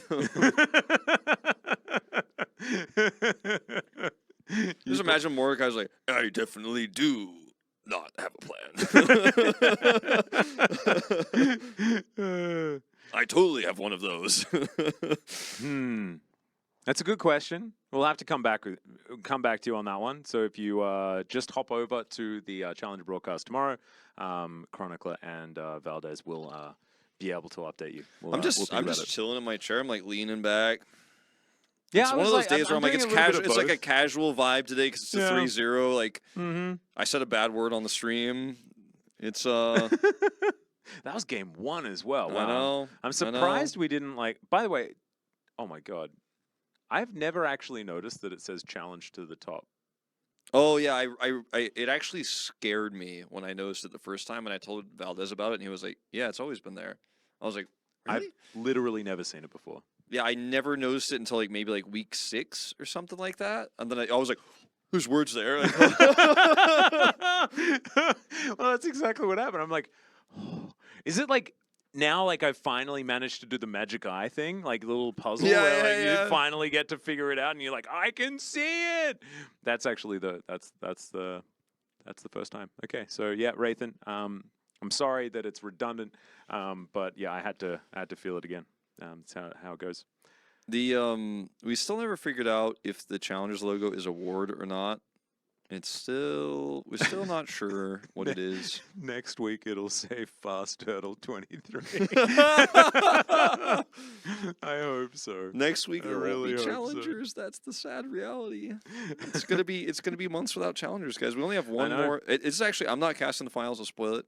So this is gonna be my last time with chat for a little while. I know. It's kind of weird. I think I spoiled it earlier on, but it is because we're here today, going to be Valdez and Chronicler. Tomorrow, Oh, that's right. You're not casting the finals either. Nope. No, it's not you and I. I'm doing a different finals. That's going to be coming up, and I think you're going to be there. I'm going to be there. We're all going to be there. Everyone's going to be there. By the way, be there tomorrow at 5 p.m. KST, the normal starting time for the Challengers Finals. Do not miss that. Also, this is the first time that DK and DRX have met. Like, this is actually so hype because it's not a rematch here in the grand final. Actually, so sick. And I'm also so glad that we get to say grand final because finally there's a lower bracket, and so now there actually is a grand final when we get there. It's so cool. It's really sick. These logos actually look really cool next to each other too. Yeah. Like the color scheme. I also think that like with the background, it also looks dope. Like, it just kind of works. Everything is amazing. Yeah, everything is awesome. And yeah, I'll probably pop in the chat tomorrow, guys. I'll see you guys around. I'll 100% be there. So make sure that you only say really nice things to everyone. Otherwise, we get destroyed by the ban hammer. That's right. That's not true. No, I'd never. I don't ban people. Never do that. I wonder, can we break 10,000 viewers tomorrow? Whoa! I think that that might be crazy a crazy ask, but like, I think if we just like live tweet about it like the whole time, maybe we could get like enough people clicking on it. Yeah, not entirely sure. Spread the word. Tell your friends. I'm like, and if you go to a watch party for the finals, make sure everyone has it open on their phones. Yeah. Don't take our viewers away. Watch it together, but also separately as well. I mean, if you played it on the LCK Twitch channel, you'd probably get that. Yeah, probably. You'd have a lot of people asking, like, where's Beryl? But that's fine. I think that's totally fine. Don't you think? Yeah, I think so. Man, can't believe it was a 3-0. Yeah, it still hasn't hit me yet. No, it's a bit strange. I guess it'll hit us when we go outside and we're like blinded by the light through the clouds and the rain. Yeah. It would be there. I didn't bring an umbrella as well. At least we're not ending so fast that it's like rush hour. It's That's 7:30, true. so I should be able to get a taxi pretty quickly. Mm-hmm. It'll be pretty busy. It'll be fine. It'll be fine. We'll It'll be okay. fine. It'll It'll be be A-okay. But the best thing, the thing that's going to be the most A-okay, is the grand final that's going to be happening tomorrow. And is it a 3-1 in favor of DK? I think that's my last pred. That's my pred. That's what I'm doing. Yeah, I'm doing it too. I'm with you. I'm actually thinking that's probably what's going to go down. I trust this D+ roster. I think DRX are very good, and they have like a lot of mind games they play, and they also are really good at reverse sweeping and suddenly randomly being very good, like their counterpart was last year. Yep. But the one thing that's going for DRX in terms of like weird conspiracy theories is that they keep going to 5s. Like they just keep going to 5s as an org. Like every best of 5 they play in goes 5. It's crazy. So I think Chrono counted it was like what, like 8 in a row or something they've done. Yeah, no, it's actually it's insane. I think it's at least 7 that the organization in best of 5s. It's been 5, like 7 games in a row that it was 5. No, it's real silly. It's very, very silly. But yeah, man, I just feel like we should be commentating more. Like my voice is like warmed up, you know. I'm like ready to go. Yeah. It's not like I'm like tired and want to go home. It's like I'm ready for more League of Legends. Yeah, me too. But I guess we're just gonna have to wait until tomorrow. Yeah, I guess we are. And then it's a longer wait than usual because we ended so early. It's very annoying. I know. Oh, what? I never even thought about it that way. It's even worse. There's more time between challengers than there should be. By the way, you should join Chronicler's Discord so that Bun Bun can. Yeah, I actually thought I was in there. I guess I'm not. Get pictures of your cats, which is important, I think. Not it's a huge not Ox, Discorder. by the way. His name is Ox now. We're spelling it O-X. O-X, please. If you go and have a look at the comment section on the most recent Pog State video, you will see that Ox is actually that's his new name. Yeah, Fred, that's it. Ox. O-X. No one said anything about whether Ox was in the Zodiac. It is. It is. It's confirmed that the Ox. 2033 is the year of the Ox. So that's in 10 years from now. That sounds like about the amount of time travel that we have been doing recently. I'm trying to see what years is. It would be hilarious if he actually is an Ox in the Zodiac, but I don't think he is. But I don't know how to check. But wait, the TFT subreddit just posts making fun of Oxforce trait. I just won a game with Oxforce, last night. What year was Ox born in? If he's 1997, which he could be. It was a year around 25 to 27 years 1995. Ago. Yeah, that's what I thought. I thought it was 1995, but I was like, maybe I'm wrong. He's not that young, okay? No. If it was 1997, he would have been an Ox, but he's 95. I don't know what that is, so I'm not going to look it up. I kind of wish I didn't check. Do you like how I thought to myself as if I have any idea? I know that I'm Year of the Dragon. That's all I know. That's cool. Yeah, that's pretty cool. But it is now time for us to say goodbye. Thank you so much for watching. We're sorry that there wasn't the maximum amount of games, but hopefully tomorrow we'll make it up to you. For now, good night. We'll see you tomorrow for the grand final.